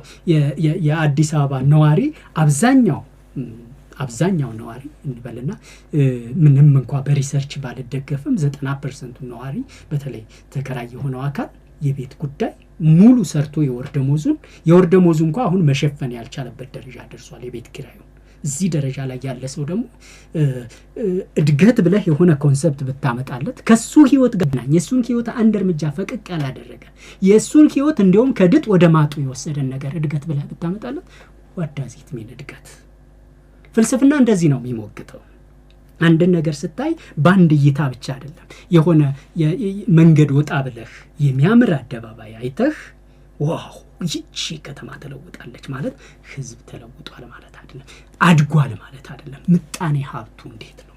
ምጣኔ ሀብት ብዙ ክራይቴሪያዎች አሉ የምጣኔ ሀብት እድገት። ስለዚህ የምጣኔ ሀብቱን በብዙ ክራይቴሪያዎች ስትፈትሸው አድጓል ለማለት የሚያስችል እንዳልኩ ሂውማን ኢንዴክሱን ትወስዳለህ። ጂዲፒውን ትራዲሽናሉን አሁን እየቀረ ስለሆነ ወደ ካፓቢሊቲ አፕሮች ነው የምትመጣው፣ ወደ ዘመናዊ የሰው ልጆች የማድረግ አቅም እያንዳንዱ ዜጋ በምን ደረጃ ነው ህይወቱ ያለው እንበልና ሶሾ ኢኮኖሚክ ራይት ምንላቸው አሉ። የሰው ልጆች የማህበራዊ የኢኮኖሚያዊ የባህላዊ መብቶች ምንላቸው የራሱን ባህል ምጣኔ ሀብቱ በምጣኔ ሀብቱ ማግኘት ያለበትን አክሰስ በምጣኔ ሀብቱ ሶሺዮሎጂካል በማህበራዊ ህይወቱ ማግኘት ያለበትን እነዚህን ሁሉ የማግኘት እድሉ ምን ይመስላል እንበልና በቂ ትምህርት ቤት አለው ማለት አማርጦ በፈለገው ልክ መማር ይችላል። ተው ይቀርና ሚኒመም ሪኳየርመንት በሚኒመም ሪኳየርመንት እርቀት ሳይገድበው የዕለት በዕለት ወጪ ሳይገድበው ዩኒፎርም ደብተር ምናምን ሳይገድበው በነፃነት መማር የሚችል አክሰስ አለው። የየዕለቱን የምግብ አልባሳት እና መኖሪያ መጠለያ ያለ ችግር አግኝቷል። በደንብ መኖር ይችላል። ንጹህ አካባቢ ሳለው ወይ ንጹህ አካባቢ ንጹህ የመጠጥ ውሃ አለው ወይ ንጹህ ሆስፒታል አለው ወይ ጤናውን ታሙ በፈለገው ሰዓት ምንም አይነት ህመም ሲሰማው መታከም የሚያስችል ሙሉ ምርመራ ማድረግ የሚያስችል አቅም አለው። ትራንስፖርቴሽን፣ ኤሌክትሪክ ሲስተም፣ ውሃ ምናምን እነዚህን ዩቲሊቲዎች በትክክል ተሟልተውለታል። ሰውዬው ዩቲሊቲዎች ተሟልተውለት እንኳ ማህበራዊ ህይወቱ ምን ይመስላል? እሱ በሚፈልገው አይነት ማህበራዊ መስተጋብር እንዲኖር የሚያስችል አትሞስፌር ላይ ነው ያለው፣ ኢንቫይሮንመንት ላይ ነው ያለው። ካልቸር ውስጥ ተጠብቆለታል። የኔ የሚለው እሴቱ ተጠብቆለታል። እነዚህን ሁሉ ማሟላት ከቻለ ነው እድገት ምንለው በዘመናዊው። ነገር ግን እሴቱ አጉድለህ ኢኮኖሚውን ብታሟላለት ዩቲሊቲውን አጉድለህ ቤዚክ ኒዱን ብታሟላለት ቤዚክ ኒዱ ጎሎ ኢንቫይሮንመንቱን ብታሸበረቀለት እድገት አይደለም ነው። እንዲያውም እነዚህ በሂውማን ራይትስ ኮንሰፕት ቤዚክ ፖለቲካል እንትኖች አሉ፣ ሲቪል ፖለቲካል ራይቶች አሉ፣ ሶሾ ኢኮኖሚክ ራይቶች አሉ። ሶሾ ኢኮኖሚክ ራይቶች ፕሮግሬሲቭ ናቸው፣ እያደጉ እየተለወጡ የሚመጡ ናቸው። ምክንያቱም የሰው ልጅ ምጣኔ ሀብት የግሉ የሰው ልጅ ሀብት እንዲሁም የአካባቢው ሀብት የሀገር ሀብት በየጊዜው አይደለ እያደገ ነው የሚመጣው። እነሱ ትንሽ ትግስት ይጠይቃሉ። ነገር ግን ቤዚክ የሆኑ ራይቶች ደግሞ አሉ። እነሱ ጋር ስትሄድ አሁን ህይወት ቤዚክ ነው አይደለ? ህልውናህን ሳታረጋግጥ ስለ ተስፋ እንኳን አይኖርህ፣ ማላማ እንኳን አይኖርህ፣ ስለ ትርጉም እንኳን አታወራ። ስለ ህይወት ትርጉም መጀመሪያ ልኖር ነው አይደል? ኤግዚስተንስ ይቀድማል። ኤግዚስት ካደረክ በኋላ ህልውናህን ካረጋገጥ በኋላ በመኖርህ እርግጠኛ ከሆነ በኋላ ይሄ የአብርሃም ማስሎ እንትኖች አሉ አይደል? ደረጃዎች አሉ አይደል? የመጀመሪያው የሰው ልጅ ቤዚክ ኒዱን ይፈልጋል። ከዛ ቤዚክ ኒዱን ዛሬ ስላገኘ በቃኝ ብሎ አይቀመጥም። ለነገ ሚል እንትን አለው። ለነገ ከሌለው ስጋት ላይ ነው። ሴኩር መሆን አለበት። ለነገ ብቻ አይደለም የምኖርበት ከባቢ ሰላም ነው ወይ ይላል። ሴኩሪቲ የሰላም ጉዳይ ያሳስባል። ሴኩር መሆን አለበት። ሴኩሪቲውን ካረጋገጠ በኋላ ነው ቀጥሎ ወደ ኢስቲም ወደ ላብ ምናምን የሚሄደው፣ ወደ ሰልፍ አክቹዋሊ ወደ ክሬቲቪቲ ምናምን የሚሄደው ወደ እንትን ብሎ አሁን የቤዚክ ኒድ ጉዳይ ጥያቄ በሆነበት ጉዳይ ውስጥ እድገት ብለህ ሌላ ኮንሰፕት ብታመጣ ሌላ ሐሳብ ብታመጣ ስለ እድገት አልገባህም ማለት ነው። ስለዚህ ቁጭ ብለን እንከራከር ነው ፍልስፍና የሚለው። የፍልስፍና ኦብጀክቲቭ እንደዚህ ነው። ይጠይቀሃል እድገት ምንድነው ላንተ? እነዚህ የእድገት እንትኖች አሉ፣ መስፈርቶች፣ የቆዩ መስፈርቶች አሉ፣ አሁን እያደጉ ያሉ መስፈርቶች አሉ። ስለዚህ ከነዚህ መስፈርቶች በየትኛው ነው ያንተ እድገት እንደዚህ ያለ ይጠይቃል። ስለዚህ እድገት ማለትስ በግለሰብ ነው በአገር ነው ወይስ እንዳጠቃላይ ነው የምታየው? እድገትን በምን መነጽር ነው እድገት የሚታየው?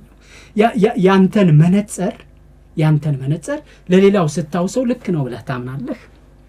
ያንተ መነጽርና የሌላው መነጽር ያንተና የሌላ የሚል ያንተ እይታና የሌላ እይታ ሚል ካለ ፍልስፍና ላይ አልደረሰም። አክቹሊ ሳይንስም ላይ አልደረሰም፣ ፍልስፍናም ላይ አልደረሰም፣ ሳይንስም ላይ አልደረሰም። ጉዳዩ ፍልስፍና ቁመናው፣ ፍልስፍና ጥረቱ፣ ጉዳዩ ፍልስፍናና ሳይንስ እንዲሆን ነው። ፍልስፍናና ሳይንስ ከሆነ እኔም አንተም እኩል እንግባባለን።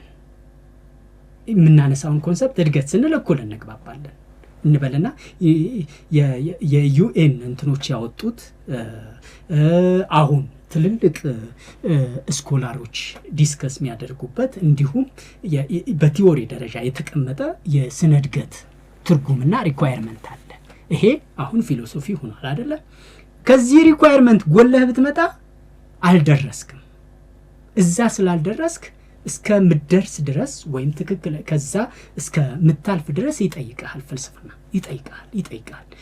ደርሰህ የደረሰ ሪች የሆነ እንትን ስትሰጠው ግን አሁን በተቀመጠው ሪኳየርመንት ልክ ብቻ ሳይሆን ከዚህም ባለፈ መንገድ መልስ ስትሰጠው ግን ይረካል፣ ጥያቄውን ያቆማል ማለት ነው። የፍልስፍና ይሄ ነው ጉዳዩም፣ ይሄ ነው አክቹአሊ ጉዳዩ የሰው ልጆች በህይወታቸው ውስጥ የተሻለ ኑሮን መኖር እንዲችሉ፣ የተሻለ መልስ ማግኘት እንዲችሉ፣ የተሻለ መፍትሄ ማግኘት እንዲችሉ፣ የተሻለ ደስታ ዘላቂ ደስታን ማግኘት እንዲችሉ፣ የሚፈልጉትን ነገር ደግሞ በትክክል መፈለግ እንዲችሉ፣ ፍለጋችንም ትክክል ይሁን ነው። ምክንያቱም ጥያቄ ትክክል መሆን አለበት። ትክክለኛ ያልሆነ ጥያቄ ትክክለኛ መልስ ስለማያመጣ ጥያቄያችንም ትክክል ይሁን፣ የምንጠይቀበት መንገድም ትክክል ይሁን፣ ማሰባችንም ትክክል ይሁን፣ ማሰባችን የተሻለ ይሁን። የተሻለ ስናስብ፣ የተሻለ ስንጠይቅ፣ የተሻለ ያጠያይቅ ዘዴ ሲኖረን ምናገኘው ምላሽ የተሻለ ይሆናል። የተሻለ ምላሽ አገኘን ማለት ደግሞ ህይወታችን የተሻለ ይኖራል። ደስታችን የተሻለ ነው፣ እርካታችን የተሻለ ነው፣ ፍትሃችን የተሻለ ነው፣ ስነ ምግባራችን የተሻለ ነው፣ እድገታችን የተሻለ ነው፣ አተያያችን የተሻለ ነው፣ አስተሳሰባችን የተሻለ ነው። ስለዚህ ስንኖር በተሻለ መንገድ መኖር እንችላለን። ይሄ ነው የፍልስፍና እንትኑ ግቡ። በጣም አመሰግናለሁ። እንግዲህ ለዛሬ እነዚህ ጉዳዮች ላይ ቢበቃን ጥሩ ይመስለኛል። መነሳት ያለባቸው ብዙ ዘርፎች አሉ። የውበትን ነገር ስታነሳሳ ስለ ኤስቴቲክ ከፍልስፍና አንጻር እሱን ላነሳ ነበር፣ ግን ያው ራሱን የቻለ ሰፊ ነገር ስለሚሆንብን ሌላ ጊዜ እንግዲህ አግኝተን እሱን ብናነሳ ይሻላል።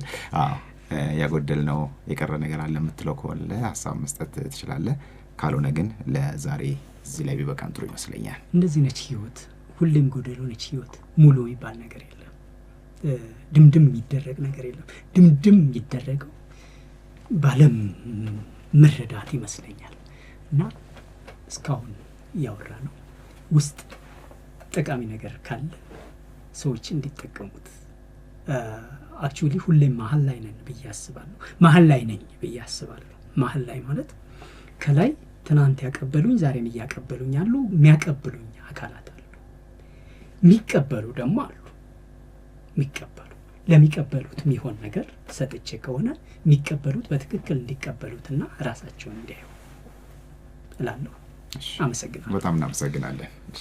ወደ ተመልካቾቻችን የዛሬው እንደ ቤተሰብ መሰናዷችን ተጠናቋል። ስለተከታተላችሁ እናመሰግናለን።